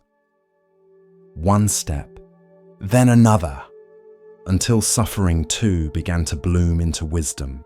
It is said there was once a monk who lived alone in a crumbling hut on the edge of a forgotten village. His robes were patched, his alms bowl was cracked. His sandals made no sound on the stone path. He spoke little, taught no students, carried no scrolls. But people said strange things happened when they met him. A merchant who had been cruel to his workers walked by the hut and wept for no reason. A mother carrying grief for her lost child said the monk looked at her once, and the grief melted into the wind. When asked what he taught, the villagers would shrug and say, "He says only this: there is light, even in darkness. The hidden light." It is one of the most mysterious and profound teachings in Mahayana Buddhism, because it does not promise that suffering will end quickly. It does not say life will be easy. It says only, there is something in you, deeper than pain, stronger than shame, more real than your confusion. It is called Buddha nature, and it exists in all beings. Not just the gentle ones, not just the wise ones, but also in the angry man gripping the bar, in the prisoner lying in silence, in the girl who cuts herself and hides the blade, in the addict, in the abuser, in the one we condemn. The light does not go out. It can be buried, forgotten, covered in ash, but never extinguished. There's a story in the Mahayana scriptures. A group of disciples sat with the Buddha and asked, "Master, does everyone have Buddha nature?" And the Buddha said, "Even this dog has it." The disciples frowned. The dog scratched, barked, chased shadows. But the Buddha saw beyond behavior. He saw the seed, the stillness beneath the noise, the jewel in the dirt. Imagine a gold statue wrapped in rags, sealed in clay, buried for centuries. No one knows it's there, but if you chip away the layers, the gold shines. That is the self, not something to create, something to uncover. We live in a world that measures worth by action. We say, Prove you're good. Show you're worthy. Earn your place. But the Dharma says, you are already whole. Now act in a way that honors that. There's another story. A monk once asked a teacher, if everyone has Buddha nature, why do they act with greed and hatred? The teacher pointed to a clear pool. He picked up a stick and stirred the mud at the bottom. The water turned cloudy. Is the clarity gone? The teacher asked. No, said the monk. It's just hidden. Exactly, the teacher replied. Wait long enough and it will return. The path, then, is not about becoming something new. It is about becoming familiar with what has always been true. About seeing through the layers. Not pushing them away, but noticing. This fear is a layer. This craving is a layer. This story I tell myself that I am broken, unworthy, lost, is a layer. And underneath, stillness, light. You. Some people fear this teaching. They say, if everyone has Buddha nature, what about evil? But Mahayana Buddhism does not excuse harm. It reveals the tragedy behind it. It says, this one too was once innocent. This one too has a light they forgot. This one too is capable of awakening. Not as an excuse, but as a possibility. When you see others through this lens, something shifts. The one who hurt you still hurt you. But now, they are more than that. You don't forgive because they deserve it. You forgive because you see clearly. Because you do not want your own light dimmed by hatred. Because you too want to be free. Commentary. To believe in Buddha nature is not to be naive. It is to have the deepest possible faith in what cannot be destroyed. Even by trauma, even by war, even by your own worst mistake. It is the faith that says, there is gold under the clay, even if I've forgotten it, even if no one else sees it, even if I don't yet know how to reach it. The monk in the crumbling hut. He had nothing, but he saw the light in everyone. And so people came, not to learn doctrine, but to be seen, to be reminded, to be held in the quiet truth that nothing in them was beyond repair. Maybe that's your task today, not to fix yourself, but to pause, to breathe, to ask, what if there's still light here? And then, to live from that place. Even if no one else understands. Even if the robe still feels heavy. Because the moment you remember, you become the reminder. Continuing along the path of Zen insight, we pause now to hear a teaching about perception and hidden value. Listen carefully to the next story. It started like any other Monday. The inbox blinked with urgency. 142 unread. A blinking red light on the office phone. Calendar blocks stacked like bricks. Slack notifications multiplying like rabbits in spring. Julian sipped lukewarm coffee and took a deep breath. Then he dove in. He was efficient, smart, reliable, they called him. Always responsive. Always ready. Always tired. Somewhere between the 7th reply and the 4th Zoom call, he noticed his chest tightening. Nothing sharp, just a quiet constriction. A warning, like a traffic light blinking yellow. But he kept going, because the world rewarded output. And silence. Silence didn't show up on KP is. By 4 p.m., his eyes burned. By 6 p.m., he was still typing. He didn't hear the rain start, didn't notice the tea growing cold beside his keyboard. until a calendar reminder popped up. Meditation class, 6:30 p.m, room 4B. He had signed up weeks ago, half joking, a resolution maybe. He almost closed the tab, but something, maybe the silence behind the noise, nudged him. Room 4B was warm, soft lighting, folded cushions, a bell. Only 6 people sat in the circle. A woman at the front, maybe late 40s, calm-eyed, greeted him with a nod, not words. "Sit however you like," she said. Julian sat stiffly, still in his button-up, still full of digital momentum. The teacher closed her eyes, spoke gently. "Let the inbox go. Let the to-do list drop its grip. Notice the breath, that's all."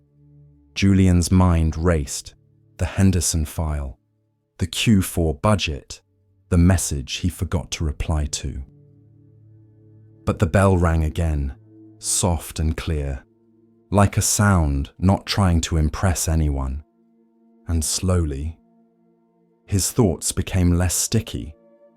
After 20 minutes, she said, "Busy is not always bad, but sometimes it's a way of avoiding stillness. Ask yourself, what would I hear if I stopped pretending I didn't have time to listen?" Julian felt something twist. Not painfully, just honestly, because beneath the notifications and meetings and perfectly managed chaos was a quiet voice he hadn't heard in years. It didn't ask for much, just a pause, a breath, a life lived on purpose, not just performed. That night, he walked home in the rain. No umbrella, no rush. Each raindrop felt like punctuation in a sentence he had forgotten how to read. The next morning, his inbox was just as full, but he didn't open it right away. He brewed tea, sat for 5 minutes, watched the steam rise and disappear. And in those 5 minutes, he remembered he was alive, not just employed. Julian didn't quit his job, didn't move to the mountains. He still answered emails, still ran meetings. But once a day, he closed the laptop, turned off the noise, and let the silence speak. The Buddha never warned about email, but he did say, "Better than 1,000 hollow words is one word that brings peace." Sometimes peace is not found in responding faster. It's found in not responding at all, at least for a moment. A novice had a restless mind. He tried to sit, tried to breathe, tried to still the thoughts, but each time he closed his eyes, his mind swirled. Lists, regrets, what ifs, what nexts. He couldn't find peace, and the more he tried to force stillness, the louder everything seemed to become. One morning, after failing again to meditate, he stood up in frustration. "I'm broken," he muttered. And he walked, head down, steps fast, until he nearly collided with the old groundskeeper, Master Rio. Rio was known for his silence. He didn't teach. He didn't lecture. He just tended the gardens and cleaned the gutters. But he had been at the temple longer than anyone. The novice bowed clumsily. "Forgive me, Master." Rio tilted his head, studying him. "You're not breathing like a monk," he said. The novice looked up, startled. Rio turned, motioning for him to follow. They walked in silence through the bamboo grove to the kitchen courtyard, where a wide clay bowl stood filled with clear water. "Sit," Rio said. The novice sat. Rio picked up a small stick, and without a word, he stirred the water, gently at first, then faster, until the surface churned and the reflection broke into chaos. The novice watched. Then Rio set the stick down. They sat in silence. The bowl shimmered, then slowed, then stilled. The novice could suddenly see his own face again in the reflection. Rio looked at him and asked, "Did I make the water still?" The novice blinked. Number it settled by itself. Rio nodded. "So will your mind." And he walked away. This is the story of trusting the stillness beneath disturbance. Commentary.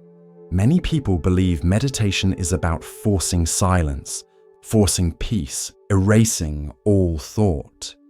But in truth, it is about letting the water settle.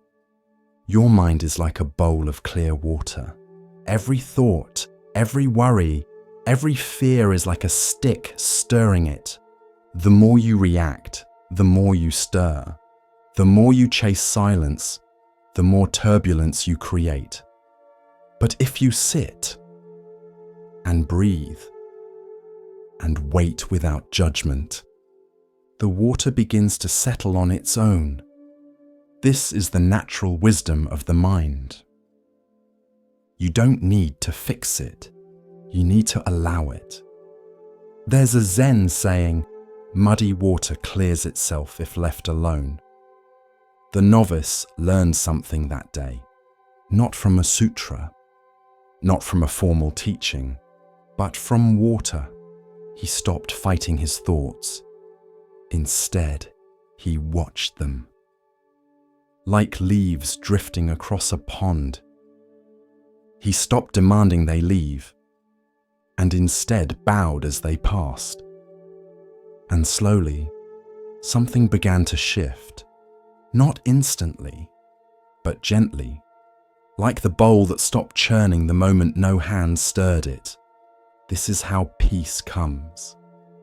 Not by control, not by perfection, but by patience. By the quiet knowing that nothing stirred stays stirred forever. If you are anxious, sit like the bowl. If you are overwhelmed, breathe like the wind that forgets itself. If you are angry, wait like the pond after rain.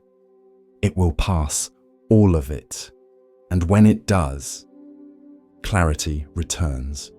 You'll see your reflection again. Not because you forced it, but because you didn't run. So next time you feel lost in thought, don't fix, don't flee, just wait. And let the water be water. In the garden behind the old temple, there stood a stone Buddha. He had no golden crown, no ornate altar, no flowers at his feet, just stone dash. Weathered by rain, wind, and decades of silence. Moss gathered at the base. Vines crept along his arm. Birds landed on his head without reverence. And still, he sat, eyes closed, hands folded, unmoved. Generations of monks came and went. Some swept the garden path. Others meditated nearby. But few paid the Buddha much mind. Time had dulled his features. No one prayed to him. Tourists ignored him for the bright lacquered statues inside the main hall. He was just there, part of the background. Then one day a child arrived. She was the daughter of a villager who came to deliver vegetables. While her father spoke to the cook, the girl wandered through the herb garden, past the bell tower, until she saw the statue. Something about it made her stop. Maybe it was the silence, maybe it was the stillness, or maybe it was the dust. She reached out and touched the cheek of the statue. It felt cold, rough, real. "Who is this?" she asked when her father returned. The cook chuckled. "Just an old Buddha. No one important." But the abbot, who had been nearby, turned and smiled. No one important? He said softly. Then perhaps he is teaching more than we realize. The next day, the girl returned with a cloth. She wiped the statue's face gently. The dust didn't all come off. Some of it was too stubborn, too deep. Still, she came again the next day, and the next. She brought water, polished one ear, cleaned the fold of the robe. Not to make it shine, but to see what was underneath. Each day, the Buddha seemed to return a little more, not just to sight, but to presence. Soon, other villagers took notice. A few offered flowers. One man brought a small bowl of rice. The monks watched, a bit puzzled.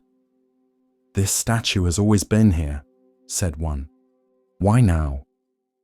The abbot simply nodded toward the girl. Because someone remembered him. That evening, during the Dharma talk, the abbot told a story. Long ago, he began, there was a temple in Thailand that housed a clay Buddha. Plain, ordinary, but during renovations, a crack formed. And when monks investigated, they found gold beneath the clay. He paused. For years, no one knew. Dust had hidden what was always shining. The monks were quiet. They knew he wasn't just talking about statues. "We forget," the abbot continued, "that beneath the dust of routine, of failure, of labels and years, there is gold." The girl didn't understand the full teaching, but she understood enough that something once ignored could be sacred, that what others pass by might be worth sitting with. Months passed. The Buddha still wore dust. But now it was brushed gently, not erased, just respected. His cracks weren't patched, his moss not scraped away, because the lesson was not perfection. It was presence. Years later, the girl grew older, left for school, moved to the city. But every time she returned home, she visited the statue, bowed, closed her eyes, and sat. One spring, she returned to find a small plaque had been placed beside the Buddha. It read, "Covered in dust, still whole." And beneath it, a haiku, "Stone does not forget, even as moss takes its hold." The silence remains. In the end, the statue never moved, never spoke, never sparkled, but it changed those who looked long enough, not by demanding attention, but by waiting patiently for someone to remember that beneath the dust, nothing was ever missing. As we drift deeper into the still waters of Zen, a quiet teaching begins to rise, one that speaks of clarity and of value not always seen. Listen gently now. The next story begins. She never meant harm. She only passed on what she heard. A whispered comment here, a raised eyebrow there. A half-finished sentence passed along like a secret prayer.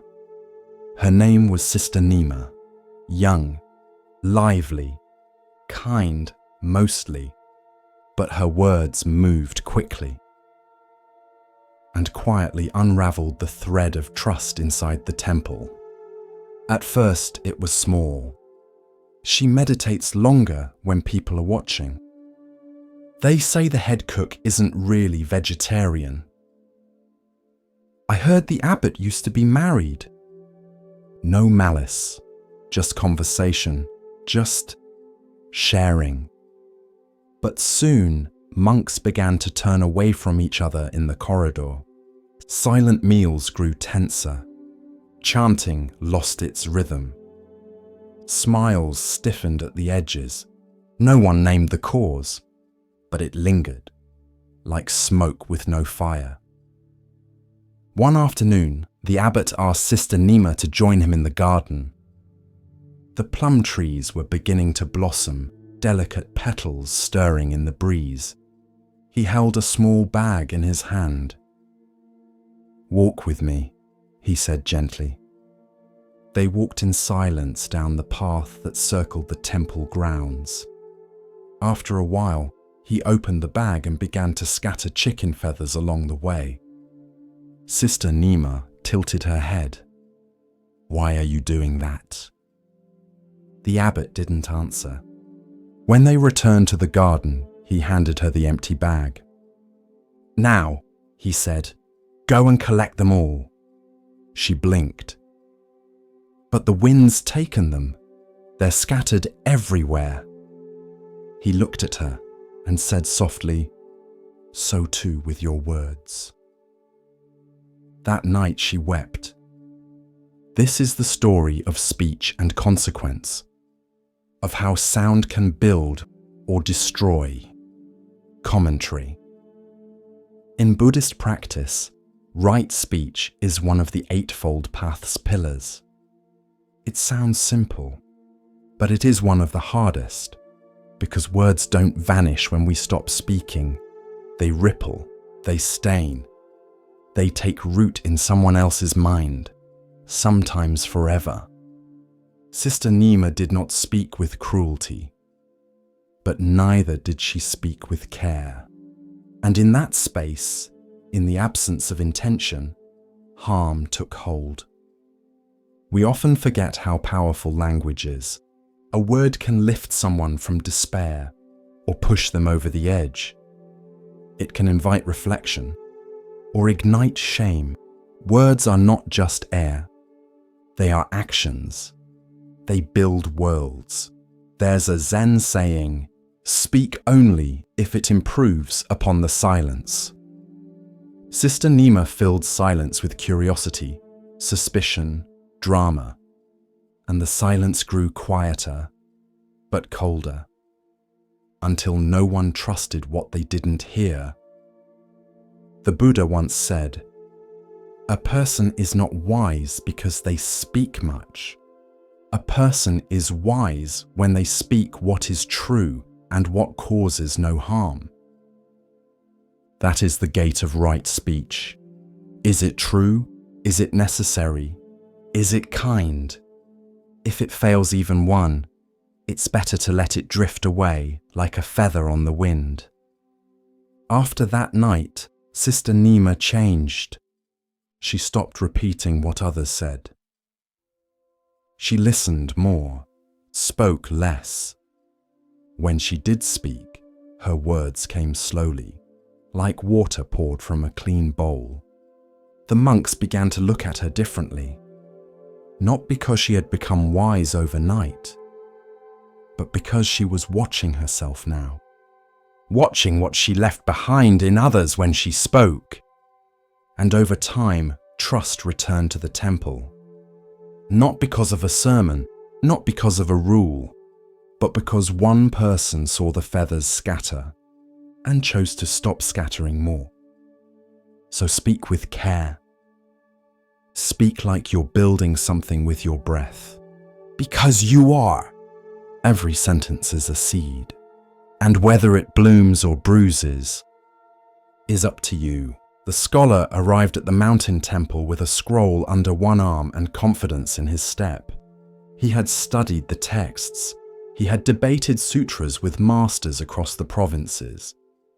He had published writings on logic and perception, emptiness and form. And now, at last, he wished to learn Zen. He was met by the abbot, an old man with tired eyes and steady hands. They sat on floor cushions beneath a wooden beam. The room smelled of old cedar and rain-damp stone. Outside, the wind stirred the pine needles. The abbot said nothing. The scholar bowed.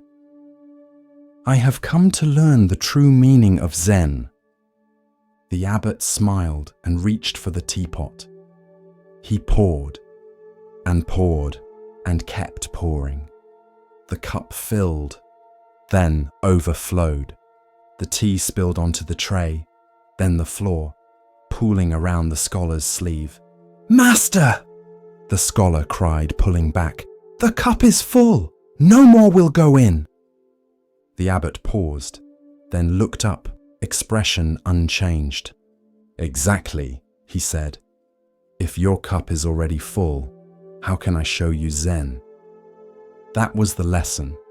No parable, no verse, no philosophy, just tea and the quiet sound of too much. In Zen, this story is often the first told, because so many who come to the practice do so with answers already in hand. Certainties, systems, names for things that have no names. But Zen is not a path of addition. It is a path of subtraction, not filling up, but emptying out, so that what cannot be spoken can finally be seen. Later that evening, the scholar sat alone in the courtyard. The wind had shifted. The trees swayed like old dancers in the dark. He touched the wet sleeve of his robe, still stained from the spilled tea. He thought of how much effort he had made, years of memorizing, comparing, analyzing. And now, a cup of tea had undone him. The next morning, he returned to the abbot. He bowed deeper this time. "I will begin again," he said, "but this time, I will begin with an empty cup." The abbot simply nodded and poured. In the West, we're taught to value accumulation, of knowledge, of opinions, of success. We believe wisdom is something gained, a kind of mental wealth, stacked neatly in rows. But in Zen, true seeing begins only when the shelves collapse, when we stop trying to name the wind and instead feel it on our skin. The story of the teacup is not just about humility, it's about presence, because most of us don't realize how full we are, not with wisdom, but with noise. Thoughts, fears, comparisons, labels for ourselves, judgments of others. Memories clinging like moss to the walls of the mind, and into that already crowded room, we try to invite truth. But truth is shy. It doesn't enter noise. It waits for silence. Once, a monk asked his teacher, "What is the essence of Zen?" The teacher picked up a broom and began sweeping, not as metaphor, but as truth. The monk blinked. "I meant the true essence." The teacher stopped, held up the broom, and said, "When your cup is empty enough to see this, then you'll know." The scholar stayed at the temple. He chopped wood, carried water, swept the garden path. He stopped trying to explain Zen and began living it. When thoughts rose, he bowed to them like old friends. When the wind blew, he listened. He stopped speaking about emptiness in essays and began to taste it in his bones. One afternoon, while washing bowls, another visitor arrived, a young academic from the capital, eager, brilliant, hungry for answers. He asked the abbot, "Master, what is Zen?" The abbot reached for the teapot. The scholar, now older and humbler, smiled gently and whispered under his breath, "Careful, your cup is already full." Commentary. We often think that wisdom means knowing more.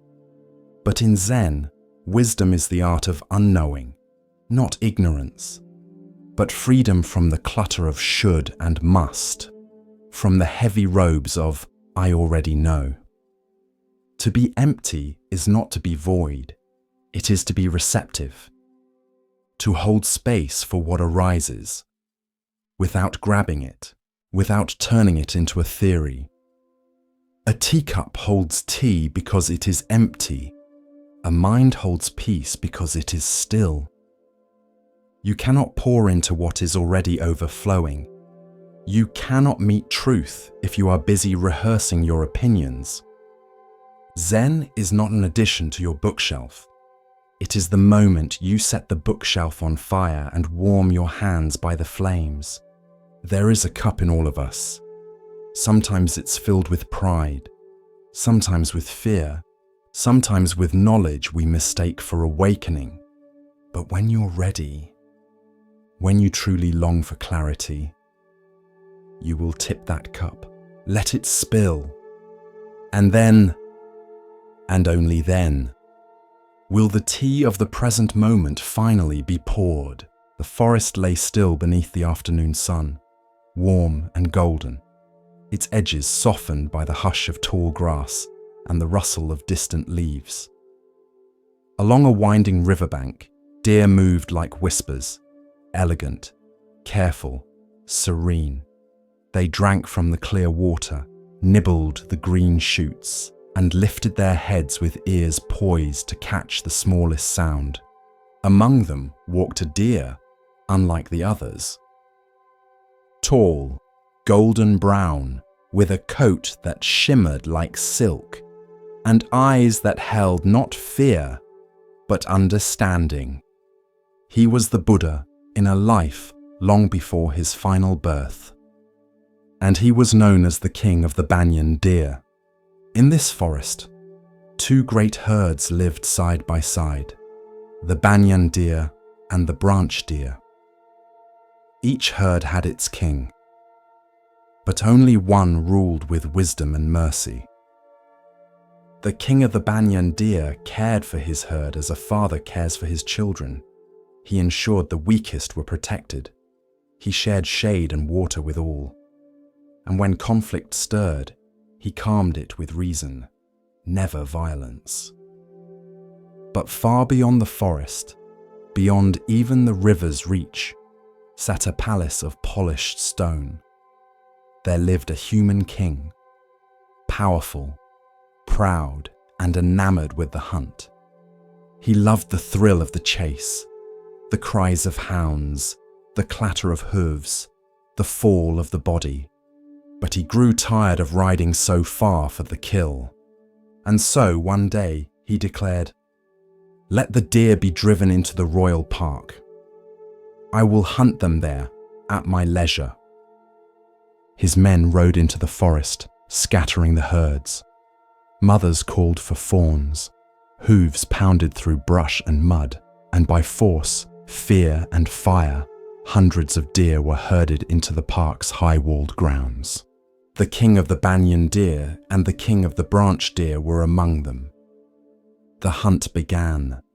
Each day, the human king would enter the park and fire his arrows.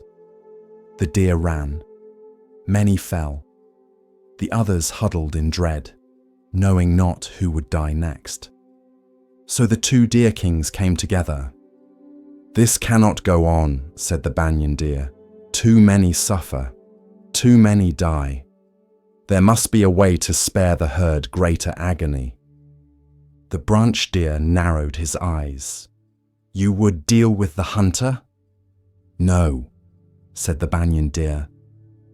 "I would speak to the man." That night, while the moon hung low and silent, the banyan deer stood at the gates of the palace. The guards laughed at first until they saw his eyes. They led him in, and the next morning, the king, amused by the boldness of the creature, agreed to listen. "You are brave to come," he said, "but also foolish. Speak, and I may spare you, or I may make a rug of your hide."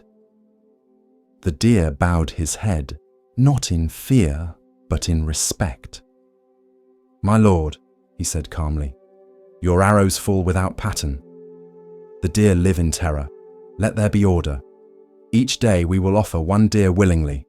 No chase, no cruelty.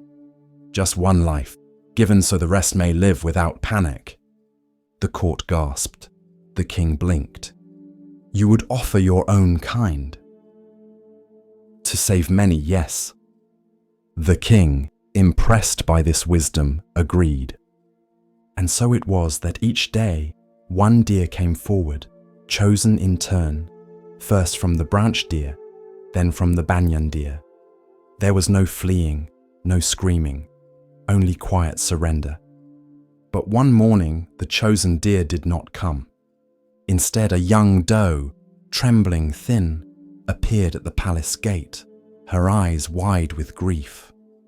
"My lord," she whispered, bowing low, "today was my husband's turn, but I have just birthed a fawn. If I die today, it will surely perish." She wept softly. "Please, let me live just a little longer. Let someone else take my place. Let me nurse it just until it walks." The king said nothing. He looked at his ministers, at his guards, at the doe, crouched low and shaking. Then he said, "No, the order is the order. You must go." The deer turned her head to hide her sobs. But before the guards could move, a shadow stepped into the courtyard. Tall, still, golden, the king of the banyan deer. "I will take her place," he said. The king frowned. "But it is not your turn. She is from the branch deer herd." "I do not care," said the banyan deer. "A life is a life, and compassion does not ask about herd or rank." The court fell silent. The deer turned to the doe and lowered his head. "Go, raise your child."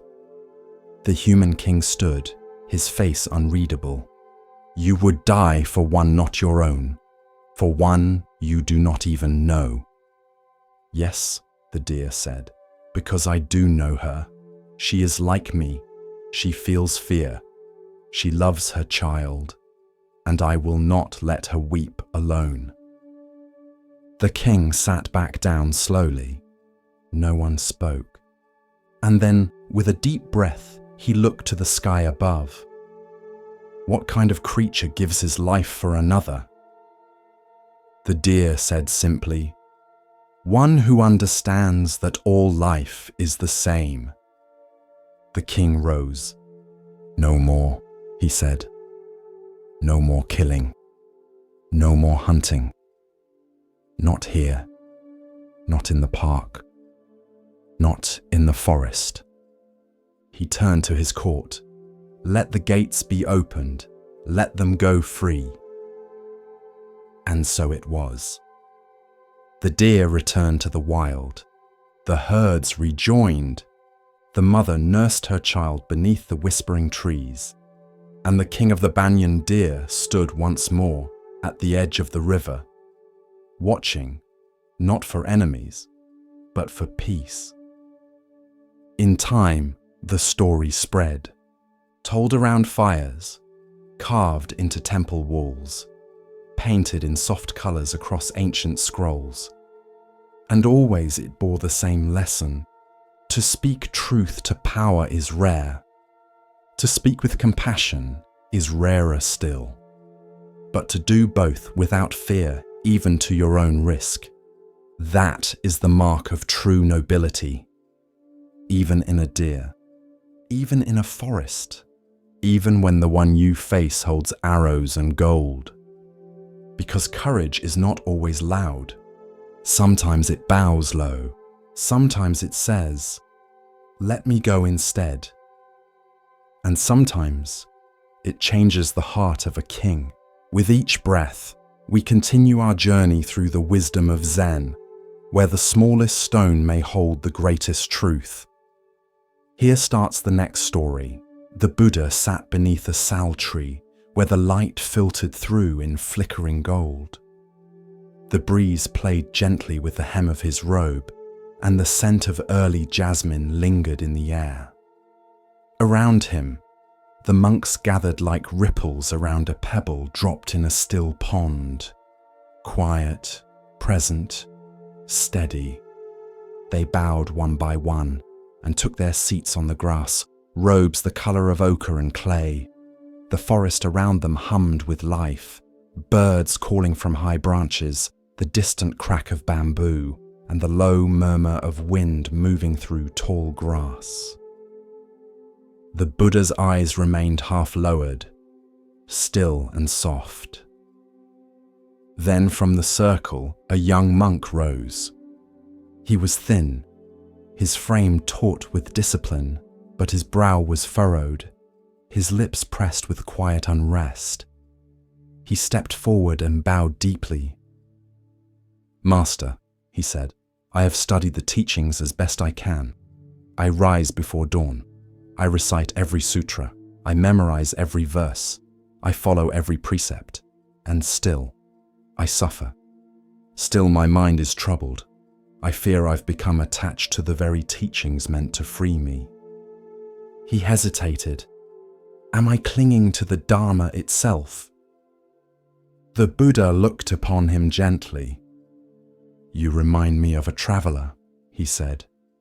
"Let me tell you a story." The monks settled deeper into stillness. The forest too seemed to pause. "There was once a man," the Buddha began, "wandering through a thick and treacherous forest.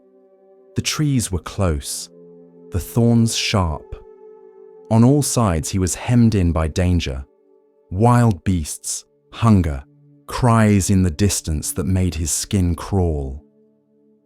For hours, maybe days, he pushed forward, uncertain and afraid, until he came to a wide, roaring river.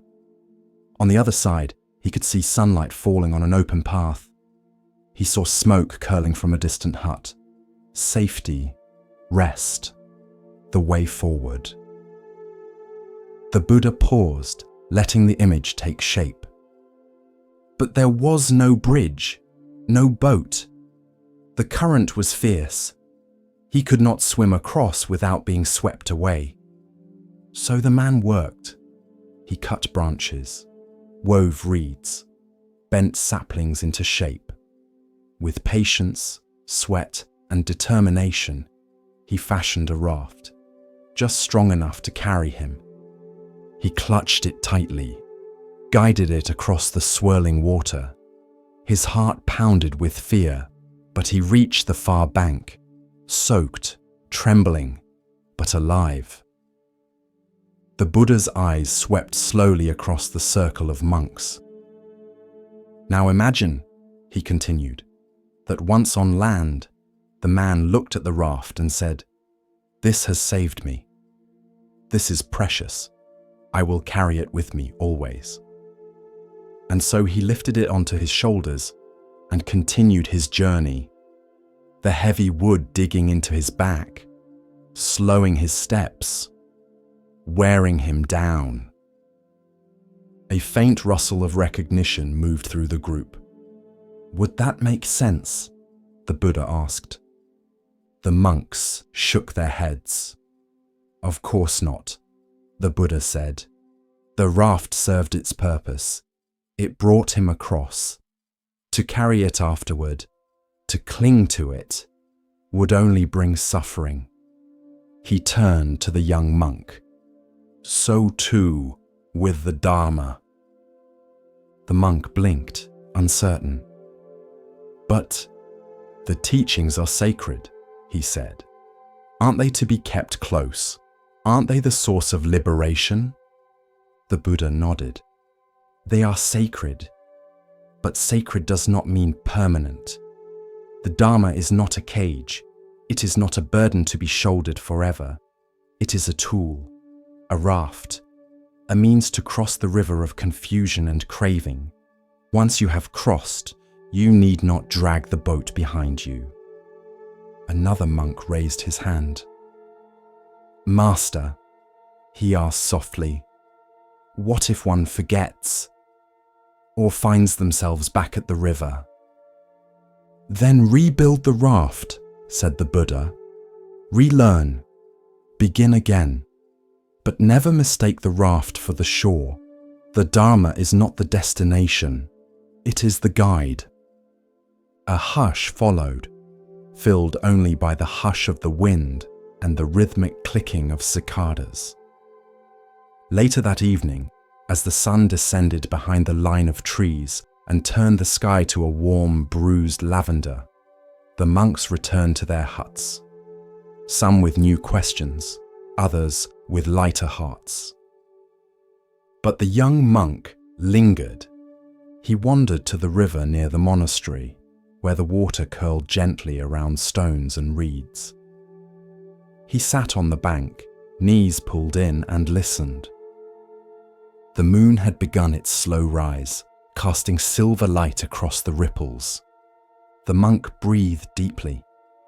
He thought of the teachings he had memorized, the sutras chanted, the rules obeyed, the rituals performed. Each had been a plank, a vine, a thread in the raft that carried him across his inner storm. He remembered the fear that had driven him to this path, the grief of his father's death, the anger he once held like a fire in his chest, the shame of worldly desire. Each teaching had helped him cross some inner current, but now, here he sat, dry but weary, clutching the raft as though it were still necessary. And he saw. He had carried not just the teachings, but his pride in them, his fear of failure, his guilt for each imperfect thought, his grasping for perfection, and all of these too were rafts, built to carry him through old pain, meant to be honored, yes, but then let go. He closed his eyes. The breeze shifted. The night deepened. By morning, he rose and returned to the Buddha. He bowed low, his hands open, his heart quiet. I have crossed, he said softly, and the Buddha replied, then walk freely. No further instruction, no ceremony. Just a smile, the kind that sees without needing to explain. Because truth, like a raft, is not meant to be worshipped. It is meant to be used, held for a time, then released. And so the monk walked on, not empty, but unburdened. He still chanted, still meditated, still studied the sutras. But now he did so not out of fear, not to be perfect, but because he understood their purpose. They were not chains, they were maps, and once you arrive, you do not need the map to breathe. Years later, when a new monk came with the same question, full of guilt, clinging to rules like a man clutching driftwood, he told him of the raft. He pointed to the river and smiled. It happened in the monastery courtyard. A cat had wandered in from the fields, slim, white-pawed, with eyes like river stones. The novices argued over it. Let it stay, said one group. It brings joy. We feed it. It purrs. It lives among us. No, said the other group. It distracts us during zazen. It chases the sparrows. It has no place in a temple of silence. The voices rose. One claimed compassion. Another claimed discipline. Both believed they were right, but neither listened. And so they argued, loudly, endlessly, until the abbot, Master Nansen, appeared.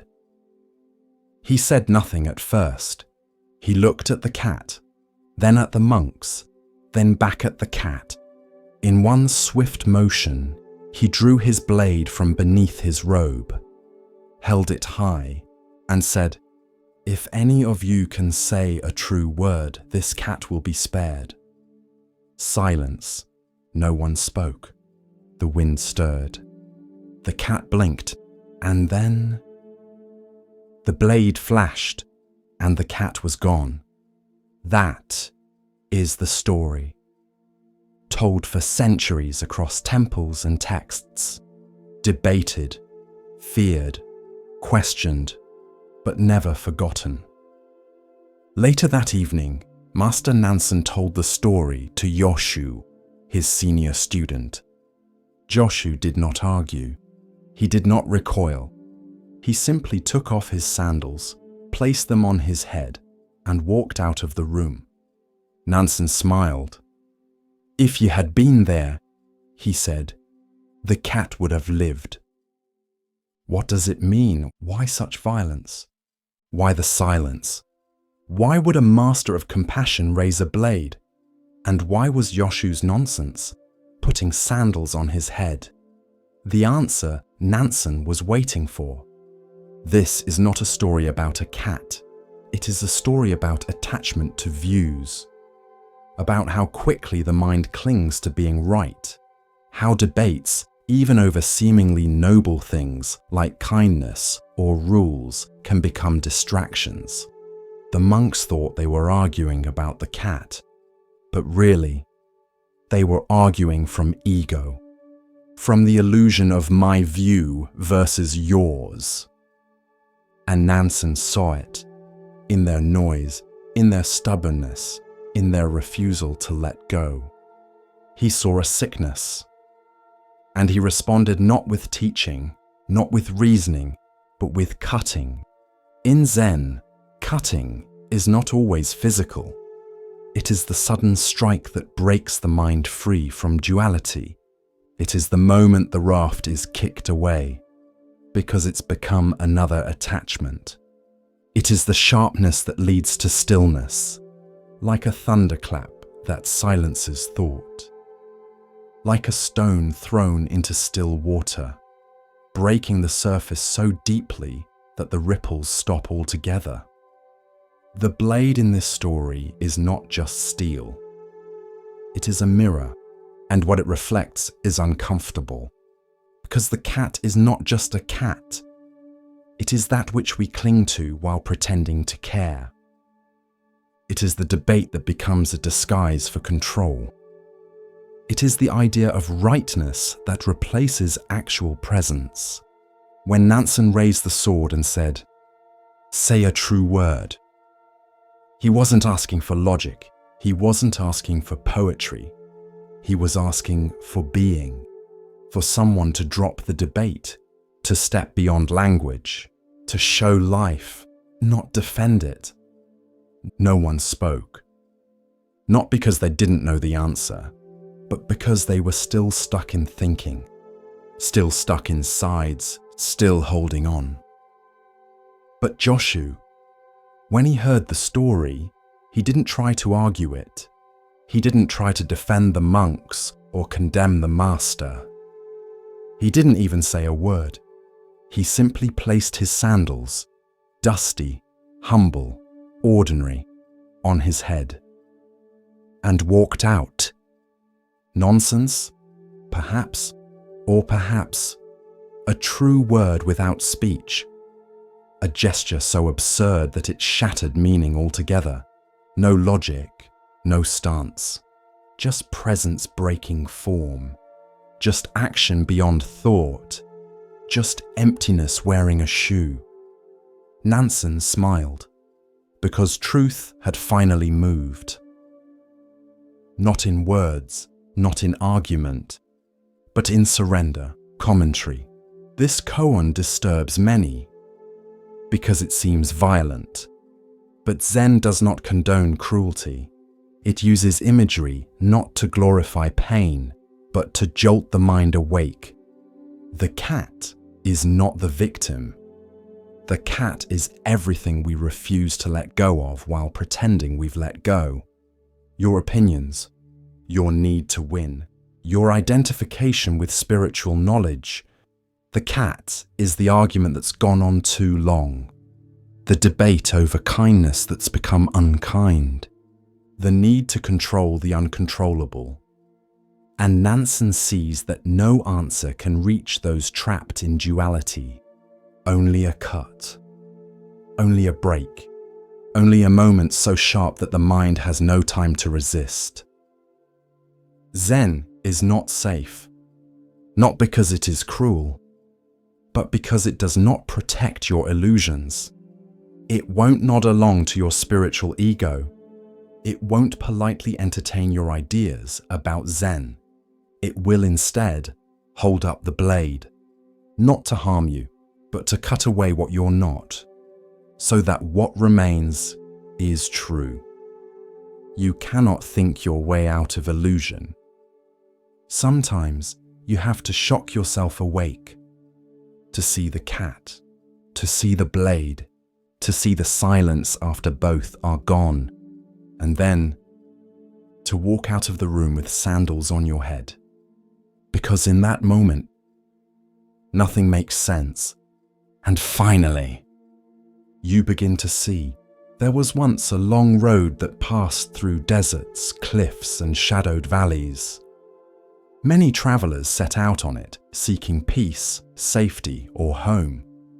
But the road was hard. Sun beat down like flame. Rocks cut the soles of their feet. Wind stole their breath and sand filled their eyes. They grew tired, weary, ready to turn back. Some sat by the wayside, too exhausted to move. Others began to whisper, "Perhaps the road is endless. Perhaps we were fools to begin. Perhaps this path leads nowhere." And then they saw it.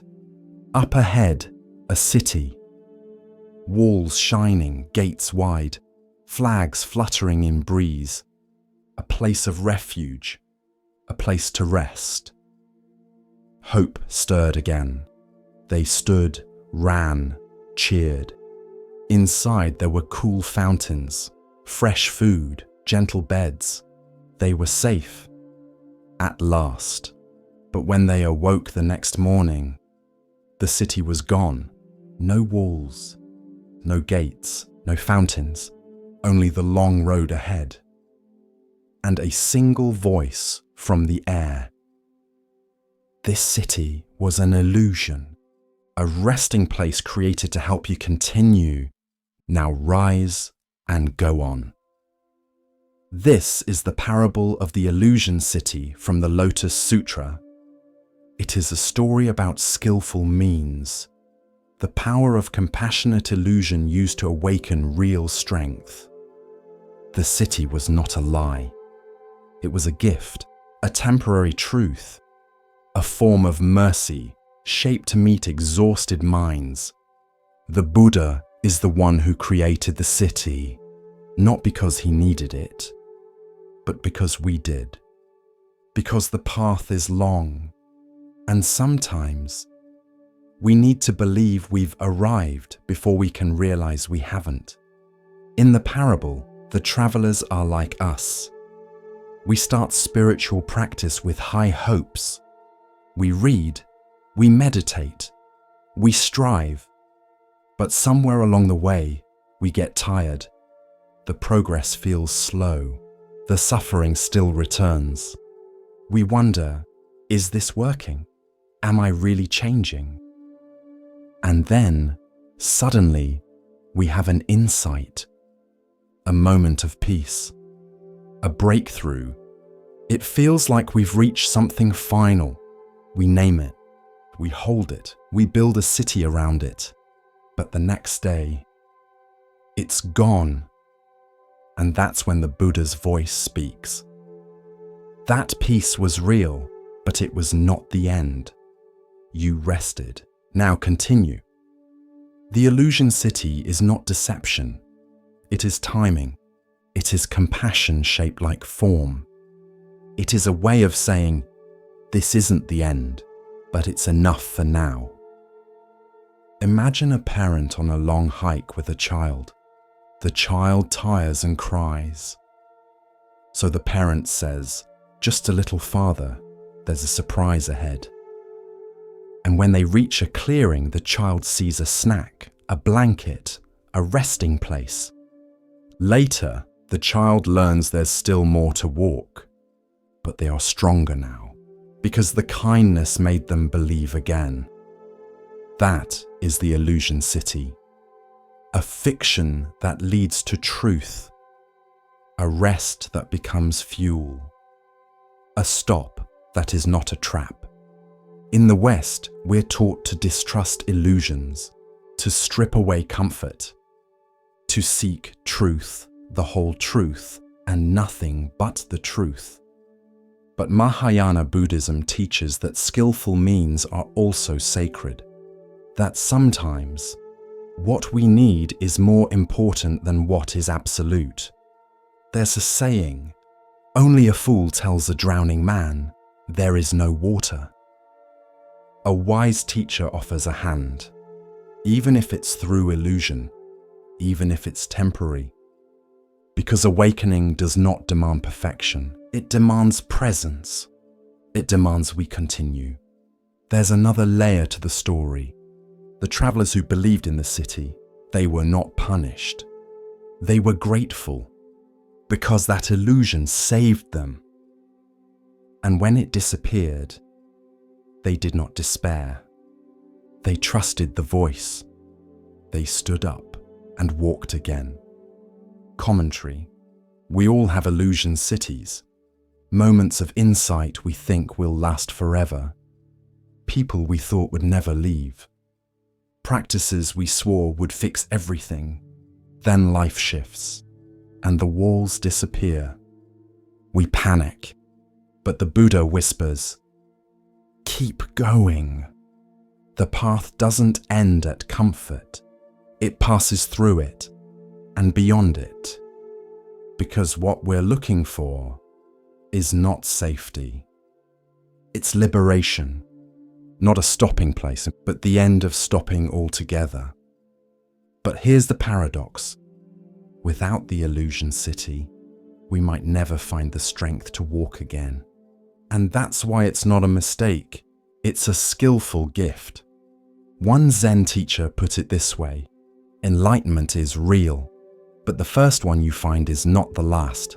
Celebrate it, thank it, then let it go. Even the Dharma itself is a raft. Even the Buddha himself once said, "If my words help you, use them. If they do not, leave them behind." The illusion city teaches us not to cling, not even to the things that save us, because truth moves, and we must move with it. One traveler asked the Buddha, "How will I know I've reached the end?" And the Buddha smiled. "When there is no more need to ask. Until then, let the cities come and go. Let the rests be real, even if they're brief. And when they vanish, bow to them, thank them. Then stand up and walk again. The path of Zen unfolds like morning mist, soft and patient. In this next tale, we are invited to see, beyond appearance, into essence. Listen carefully to the next story.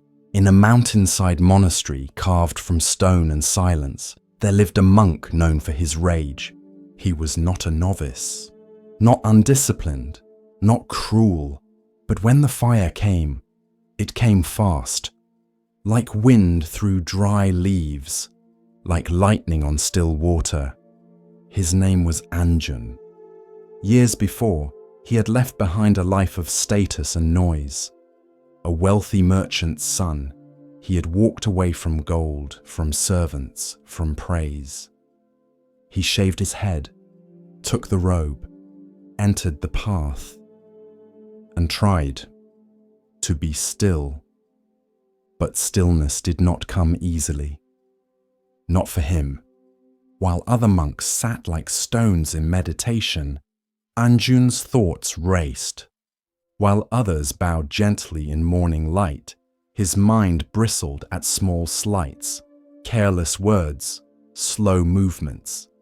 He clenched his teeth, gripped his mala beads too tightly, snapped at those who asked too many questions, and always afterward, he regretted it. One morning, a young monk accidentally spilled tea on his robes. Anjan stood. His voice rose like thunder in the sacred hall. "You call this mindfulness?" The novice bowed deeply, trembling, but the damage had been done. Silence followed, heavy and sharp. That evening, the abbot summoned Anjan.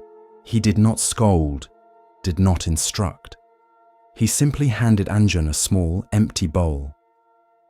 "Hold this," he said, and walk to the old pine tree at the edge of the cliff. Sit there until the bowl is full. Anjan blinked. "The bowl is empty." The abbot nodded. "Fill it with stillness." So Anjan went. The pine tree stood crooked against the sky, its needles sharp as whispers, its trunk weathered by time.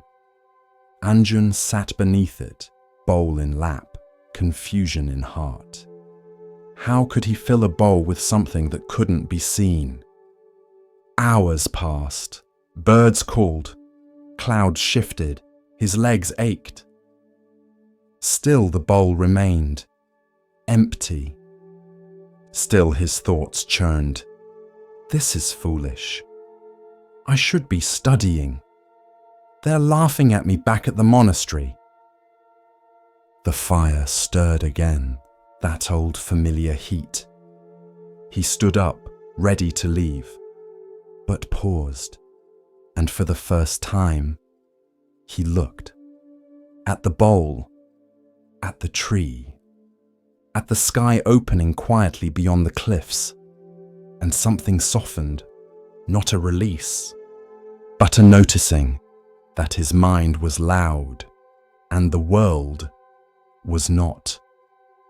He sat again, not to succeed, not to prove, but just to be. Days passed. He returned each morning, sometimes with anger, sometimes with peace, sometimes with tears, always with the bowl. He began to notice his breath, not control it, just notice. He began to feel his thoughts, not as commands, but as weather. They came, they went. One day, a beetle crawled across the bowl's rim. Anjan did not flinch, did not swat it away. He watched it, felt its tiny weight, its gentle effort, and whispered, "Thank you." Weeks later, he returned to the abbot. The bowl was still empty, but his eyes were not. They were clear, software still. The abbot smiled. "Did you bring what I asked for?" Anjan bowed. "I did not fill the bowl with stillness, but I emptied it of everything else." This is the story of the angry monk, and how fire, when met with space, becomes warmth. Commentary. Anger is not evil. It is energy. It is fire. And fire can cook food or burn down temples. The Dharma does not teach suppression. It teaches transformation. Anjan did not erase his anger. He sat with it. He saw its roots: fear, pride, expectation, and in seeing it clearly, he softened. You cannot calm your mind by force. You cannot force a bowl to fill with stillness. You can only stop stirring the water and wait until clarity returns on its own. We all carry bowls, and we all try to fill them with achievement, with reaction, with rightness, with control, but the wisest among us know. The real work is emptying, not to lose, but to make space. There's a Zen saying, Let go or be dragged. You don't have to destroy your fire. Just give it space. Let it breathe. Let it teach you what stillness really means. And remember, stillness does not mean absence of movement. It means absence of resistance. Like a tree that sways but does not break. Like a bowl that reflects the sky because it does not try to. Let your bowl be empty, and in that emptiness, find peace. In the town of Rajagaha, nestled among ridges of stone and mist, the streets curled like vines through hills and markets. Every morning, as the sun brushed gold across tiled rooftops, the air came alive with the calls of merchants, the ring of temple bells, and the mingling scents of tamarind, burning incense, and warm, sweet rice. Life here was orderly, rhythmic, a blend of mountain silence and city song. But lately, that rhythm had broken, not from plague, not from drought, but from something deeper, more primal. Fear, not fear of armies or kings, but of a creature, Nalagiri, a bull elephant so massive that earth seemed to lean under his step. Captured from the wild mountains of the north, Nalagiri had been kept in the royal stables since he was young. Once a proud spirit, free to roam cliffs and bathe in wild rivers, now he was shackled day after day, year after year. The weight of captivity grew inside him like fire trapped in stone. He grew restless, then bitter, then dangerous. Stable boys quit, guards were replaced, chains grew thicker. Nalagiri's cries echoed through the stone halls like thunder rolling through empty skies. The people of Rajagaha whispered that madness had taken him, but not all feared him. One man saw an opportunity in that rage. Devadatta, the Buddha's cousin, a monk by appearance, but a storm beneath the robes. Jealous of the Buddha's calm, his followers, his truth, Devadatta sought power, not peace. And when his teachings could not rival the Buddha's, he plotted instead. He went to King Ajatashatru, young and proud, his rule still soft around the edges, and he leaned close. "Let Nalagiri loose," he whispered. "Aim him at the Buddha. See what becomes of silent wisdom when tusks meet flesh." The king, tempted by spectacle or swayed by flattery, agreed. And so, one morning, before the city had fully woken, the iron gate to Nalagiri's pen creaked open. Chains were undone. Commands were given. The path was cleared. Nalagiri stepped forward, eyes wide, breath steaming, mind ablaze. He charged through market streets, through cloth stalls and fruit carts, scattering baskets and lives. People screamed, children ran, dogs howled and carts overturned. He did not walk. He tore the world open beneath him. And down that path, barefoot, cloaked in saffron robes, carrying only his arm's bowl, walked the Buddha. No guards, no weapons, no rush in his step, just presence. His disciples shouted from behind walls and corners, "Lord, turn back, the elephant comes, he will crush you." But the Buddha kept walking, not with recklessness, not with pride, but with compassion so still it could hold a mountain. As Nalagiri approached, the air thickened with heat and tension. His tusks gleamed, his trunk coiled like a whip. His roar shattered the morning hush. Mothers shielded their children, merchants fell to the ground. The entire city held its breath, but the Buddha stood. The elephant thundered toward him. The ground trembled, and then stillness. The Buddha raised his eyes and looked.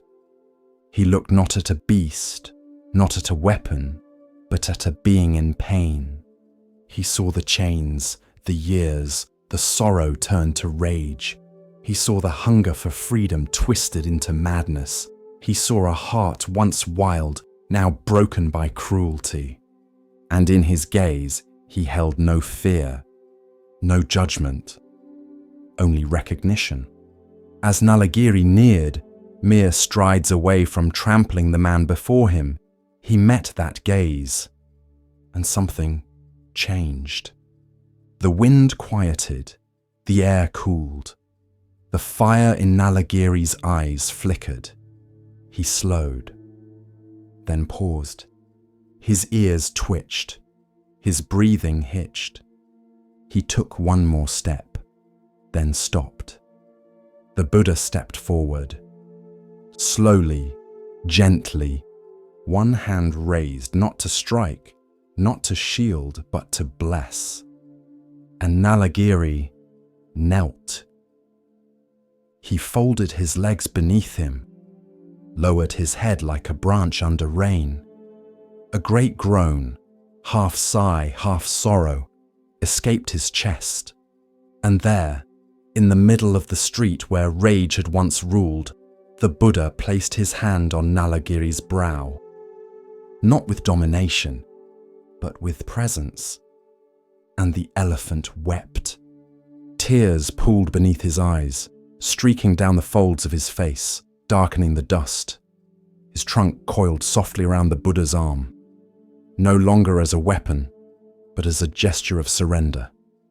The city watched in stunned silence. The same elephant who shattered stone fences and snapped trees now sat like a disciple at the feet of peace. Devadatta, watching from the shadows of a colonnade, said nothing. His plot, like a snake uncoiled, had slithered away, not with defeat by force, but by a truth too gentle to resist. Later, when the sun rose fully and the city slowly exhaled, Nalagiri returned to the royal grounds, but no longer was he led by whip or chain. He walked slowly, willingly, like a monk returning from alms. The Buddha returned to his seat beneath a banyan tree, his bowl untouched, his robe still bright. And the people came. They came not to celebrate a miracle, but to understand a lesson. They asked, "How did you stop him?" And the Buddha replied, "Anger cannot be conquered by anger, but by love alone. Fear cannot be silenced by force, but by understanding. The wildness in others is often the cry of suffering, not wickedness." And so it was taught that true strength is not in the fist, not in the sword, but in the heart that stays open in the face of danger. The tale of Nalagiri passed from lips to scrolls, from scrolls to temples, from temples to time itself. Children would ask their mothers, "Is it true that the Buddha tamed the elephant?" And they would answer, "Yes, my child, but not with magic, with seeing. Seeing the pain in others, seeing the fear beneath fury, seeing the being behind the mask, and meeting it with love." Nalagiri lived out his days not as a beast of burden, but as a gentle giant, offering rides to children, watering temple gardens with his trunk, and standing calmly when the monks recited sutras beneath the trees. It is said that when he died, the earth grieved gently, and his spirit rose unchained. Some believe Nalagiri was reborn in a heavenly realm. Others say he was reborn among the disciples. But all agree on this, that in the still gaze of one awakened man, an ocean of rage was calmed. Not by war, but by peace itself. He sat at the back of the community hall, near the exit, Not hiding, just watching. The others talked, laughed, poured coffee from large silver thermoses and passed around paper cookies from supermarket trays. But he didn't move, didn't smile, didn't speak, just watched. His name was Curtis. Army jacket, grey beard, hands that twitched slightly even when still. He had come to the meditation group because his VA counselor suggested it. "You don't have to talk," she said. "Just show up." So he did, and for 6 weeks, he said nothing. But he returned. Same chair, same silence, same eyes that carried too many memories to speak aloud.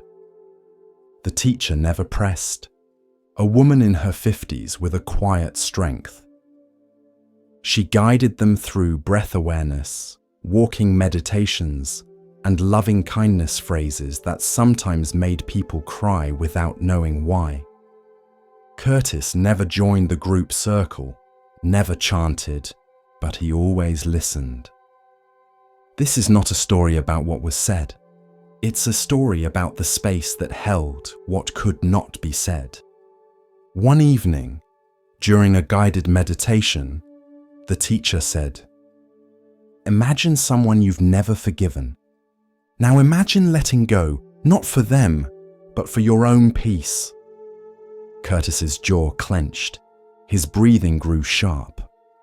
Then, it softened. After the session, he didn't leave right away. He walked slowly to the window, looked out at the parking lot lights reflected in puddles, and whispered, "I used to listen for footsteps every night." The teacher said nothing, just turned to stand beside him. Curtis continued, eyes still out the window. "In Iraq, we slept light. One sound, just one, meant someone might die. When I came home, the silence felt louder than the gunfire." She nodded, not with pity, but with understanding. "The breath," she said softly, "is where the past visits, but does not have to stay." Curtis nodded once, not to agree, but to acknowledge. In Buddhism, there's a concept called the middle way. Not indulgence, not denial, just being with what is without running or pushing. Curtis didn't heal overnight. There was no miracle. But he started walking more, started breathing deeper, started sitting with his pain instead of being swallowed by it. And slowly, the silence became less sharp. One night after the group had left, he stayed behind. He rolled up the mats, wiped the floor with quiet care, turned off the lights, and before he left, he bowed. No one saw it, no one needed to. There's a koan that says, "Show me your original face, the one you had before the world told you who to be." Curtis was learning to meet that face again. Not as a soldier, not as a broken man, but as someone who could sit with sorrow without becoming it. One evening, a new veteran came to the group. Stiff posture, uneasy eyes. Curtis noticed. After the session, he walked over and offered a single sentence. "Don't worry, you don't have to say anything." Then he sat down beside him, and they watched the rain together. Healing isn't loud. It's not sudden. Sometimes it sounds like silence learning to be gentle. In the hush of understanding, Zen offers us another glimpse of what it means to recognize worth not by weight or shine, but by presence. Here starts the next story. The young monk spoke with confidence. He had studied for years. He had memorized the sutras, debated the Dharma, written essays on emptiness and non-self. Now he stood before Master Obaku, hoping to impress him. "What is the ultimate truth of Buddhism?" he asked, bowing low. The question was polished, prepared, even reverent. But Obaku said nothing. Instead, he stepped forward and shouted, loud, sudden, like thunder cracking a still lake. The monk stumbled backward, heart racing. His thoughts vanished. His pride scattered like startled birds. And for a moment, just one brief, breathless moment, his mind stopped. No questions, no answers, just space, raw and awake. That was the lesson. A shout. Not of anger, but of compassion. Not to belittle, but to break. To shatter the walls of thinking that separate seeker from truth. In the Zen tradition, this is known as katsu, a fierce cry. A single wordless eruption that pierces through the mind's constant noise. Obaku used it like a blade, not to wound, but to cut away illusion, to jolt the student out of the fog of thought. Because sometimes, you don't need more understanding. You need a wake-up call. Think of a dream. You're walking through it, believing it, responding to it. Then someone shouts your name. You jolt awake and realize none of it was real. Obaku's shout was like that, not a teaching, a waking. Years later, the monk returned. He bowed before Obaku and said, "I finally understand why you shouted." Obaku smiled and said, "Then forget that I ever did." Because even the memory of awakening can become another concept, another prison. Zen cuts not just through delusion, but through the attachment to insight itself. Obaku was a teacher of few words, but when he spoke or shouted, he struck deep. Once another student asked him, "What is the path to liberation?" Obaku raised his fist. The student said nothing, then bowed. Because in that moment he understood. The path was this. Not words about liberation, but the raw, silent, direct presence of the fist before him. Western minds often recoil from this. We're trained to expect kindness to be soft, truth to be calm, teachers to be gentle. But in Zen, compassion doesn't always whisper. Sometimes it roars, because the cage of the thinking mind is strong, and it takes a powerful noise to break it. Obaku's shout was not personal, it was not performance. It was pure action, free from hesitation, free from agenda. A sound that came from no self, and landed in the heart like a bell. Another story is told. A monk was dozing off during meditation. Obaku walked behind him, raised his staff, and struck the ground beside him, hard. The monk jolted upright, eyes wide. The master said only, "If you sleep through life, you will dream of Zen, but never wake to it." The monk bowed. He never fell asleep in the hall again. These moments are not cruel. They are kindness without comfort, because comfort can lull us into dreaming. But Zen is the practice of waking, again and again, until waking becomes your natural state, until presence is all you need. Imagine someone drowning in shallow water. You don't throw them a book about swimming. You pull them up, sometimes roughly, but always with love. That is Obaku's shout, a hand reaching through illusion, grabbing you by the robe and saying, "Wake up." Commentary. Not all teachings arrive gently. Some arrive like a storm, like cold water to the face, like a sound so loud it shakes the thoughts out of your spine. Because truth is not fragile. It doesn't need to be whispered. It just needs to be heard. And often the most compassionate thing a teacher can do is stop trying to explain and simply interrupt. Interrupt the story. Interrupt the me. Interrupt the years of polite ego dressed up as spirituality. Obaku knew this. He wasn't teaching Buddhism, he was teaching freedom. And sometimes freedom begins not with understanding, but with a single sharp, sacred shout. If you walk away from Zen with nothing but quotes, you've missed it. If you remember the stories but never felt the cut, you're still dreaming. But if something within you, some soft center you didn't know you had, felt this story not as words, but as thunder, then maybe, just maybe, you've begun to wake up.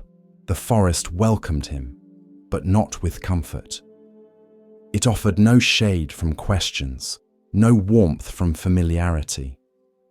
Siddhartha had left behind the silk and gold of palace life, and now walked among wandering seekers, mendicants, and sages whose ribs showed like cages, and whose eyes glimmered with discipline or delusion.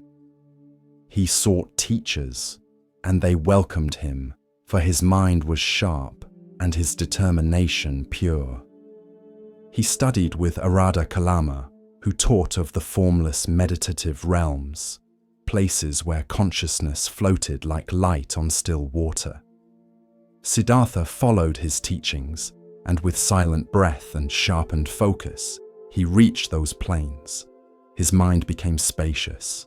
His thoughts slowed like clouds drifting across a still lake. For hours, even days, he remained in deep absorption, untouched by fear, untouched by want. But when he opened his eyes, he saw the truth. Though his body was still, suffering had not ended. The world remained the same.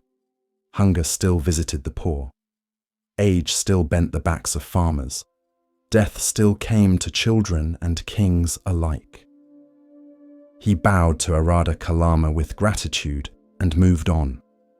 Next, he studied with Udaka Ramaputta, who taught of neither perception nor non-perception, of the vast nothingness that lay beyond all forms. Siddhartha once again followed, and again he reached the heights. He learned to let go of sensation, of even the thought of self. He floated, as if beyond the skin of the world. But again, when his eyes opened, the truth remained. Desire still lingered. Aging still came. Death still waited. He thanked his teachers, bowed with reverence, and walked on. He had reached the highest peaks of mind. He had sat in the palace of consciousness. And still, he had not seen freedom. In a grove beside the Niranjana river, he found a band of 5 ascetics who practiced fierce austerity. They believed that the body must be conquered by pain, that by starving it, punishing it, mastering its cravings, one could burn away desire and illusion. Siddhartha joined them. He ate but 1 grain of rice a day. He chewed each grain for long minutes until it dissolved like a breath. He slept in the open, through storm and frost, curled against the roots of trees, his robe no thicker than air. He held his breath until his vision blurred and his head rang with wind. His limbs withered. His skin clung to his bones like silk over stone. His hair fell in clumps, and birds perched near him, thinking him a branch. He listened only to silence. He welcomed pain. He thought it would purify him, but the fire of truth did not rise. He could silence the body. He could silence even the mind. but the ache remained. The ache that asked, why do we suffer? Why do we cling? What ends the endless turning of sorrow? One day, as he bathed in the river, he collapsed from weakness. The water barely reached his knees, yet his strength failed him. His vision dimmed, the world tilted. A young girl named Sujata saw him and, moved by compassion, offered him a bowl of rice milk. Her hands trembled as she knelt before him, unsure if he was a spirit or a dying man. The milk was warm, the grains soft. As it passed his lips, his body stirred, not with indulgence, but with remembrance. The body was not the enemy, nor was the world. In that moment, clarity dawned.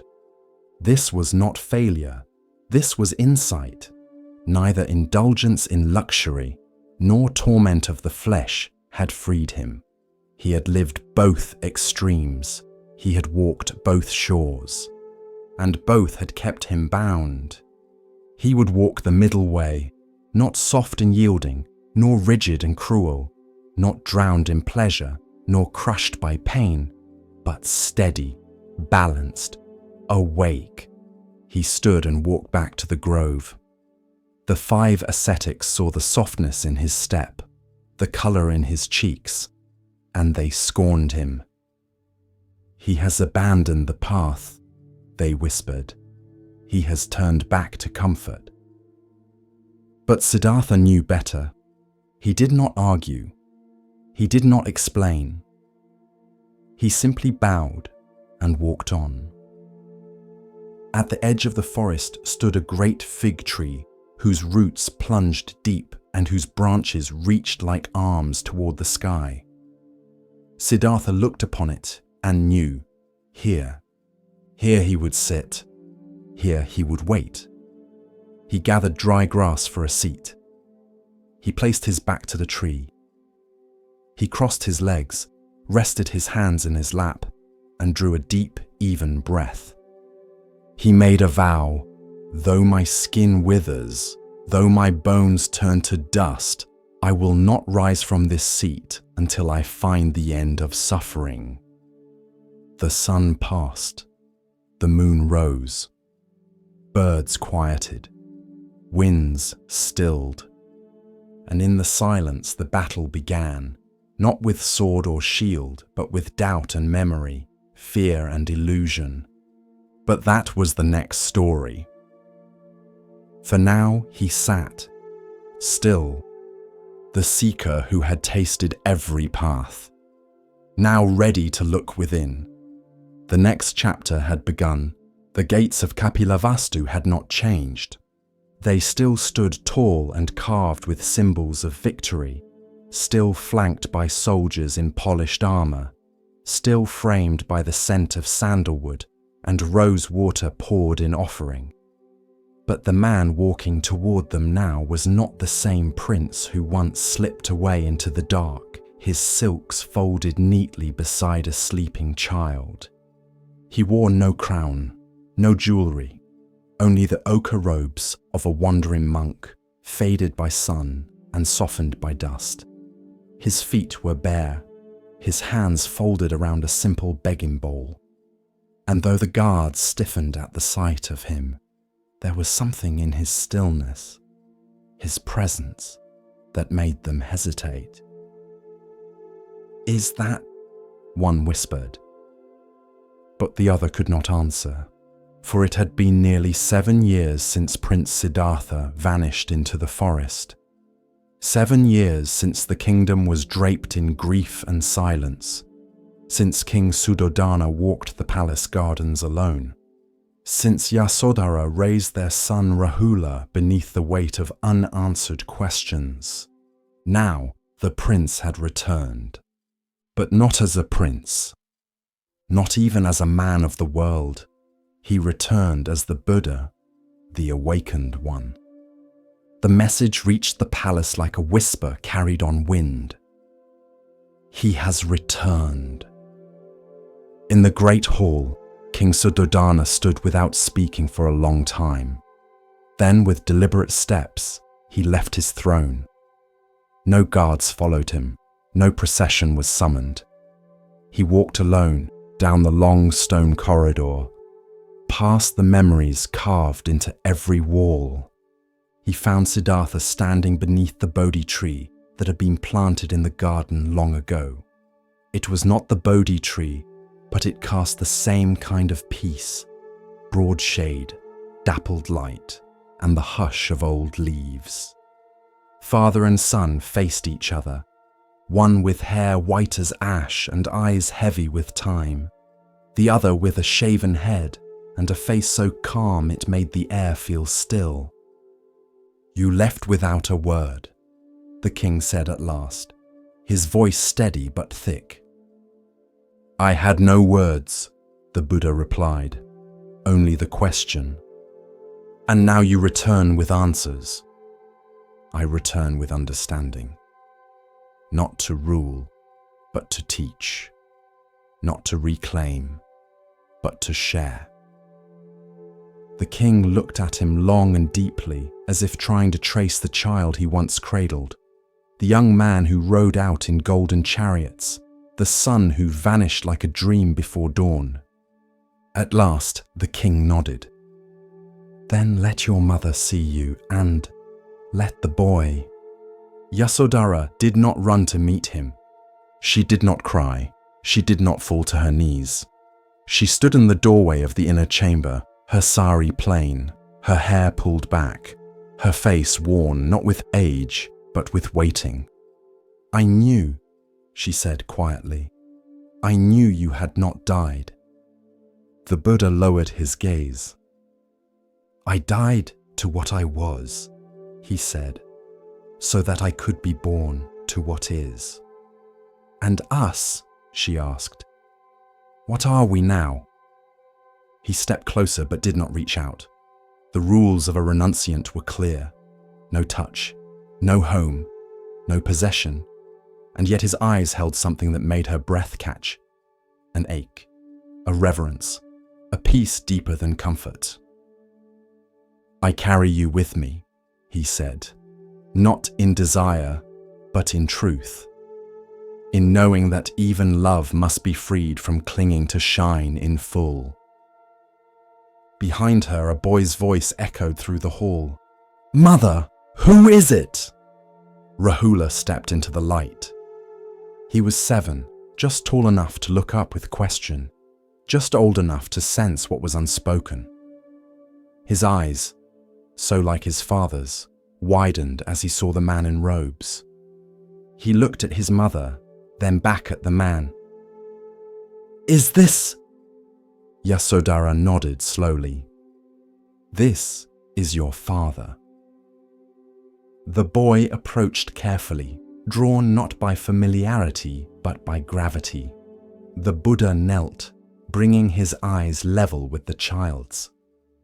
Rahula looked at the robes, at the bowl, at the bare feet, dusty and calloused. "You are a king," the boy said. "I was," the Buddha replied, "but everyone says you will always be a king." "I have chosen another path." "Why?" The Buddha did not speak right away. Instead, he looked at Rahula, not with the eyes of a father returning, but with the gaze of one who sees the seeds of suffering in even the smallest questions. "To be a king is to protect borders," he said. "But the greatest kingdom is not land, it is the mind. I left to master that realm, and to help others do the same." Rahula stared at him, then reached out, tentatively, silently, and touched the bowl in his father's hands. "Are you hungry?" "I eat only what is given freely." The boy blinked. "I'll give." The next morning, as sunlight touched the eastern gate, the people of Kapilavastu gathered in the streets. They had heard. They had whispered. Some had doubted. Others had hoped. Now they saw. The Buddha walked barefoot through the city with his disciples behind him, his bowl held gently, his eyes neither lifted in pride nor lowered in shame, just present. And beside him, a small boy walked, his steps careful, his face solemn. "Who is that?" people whispered. "That is his son," someone said. "That is Rahula." When the procession reached the palace gates again, Rahula turned to his mother. "I want to go with him," he said. Yasodhara's heart trembled. "You are still young," she whispered. "You have not seen the world." "But I have seen him," Rahula said, "and he is the world." She knelt and held his face in her hands, kissed his forehead, and let him go, not out of abandonment, but out of trust. Rahula turned to his father. "Teach me." That night, under a canopy of stars, the Buddha gave his son the precepts. A child novice, a seeker born not of blood, but of choice.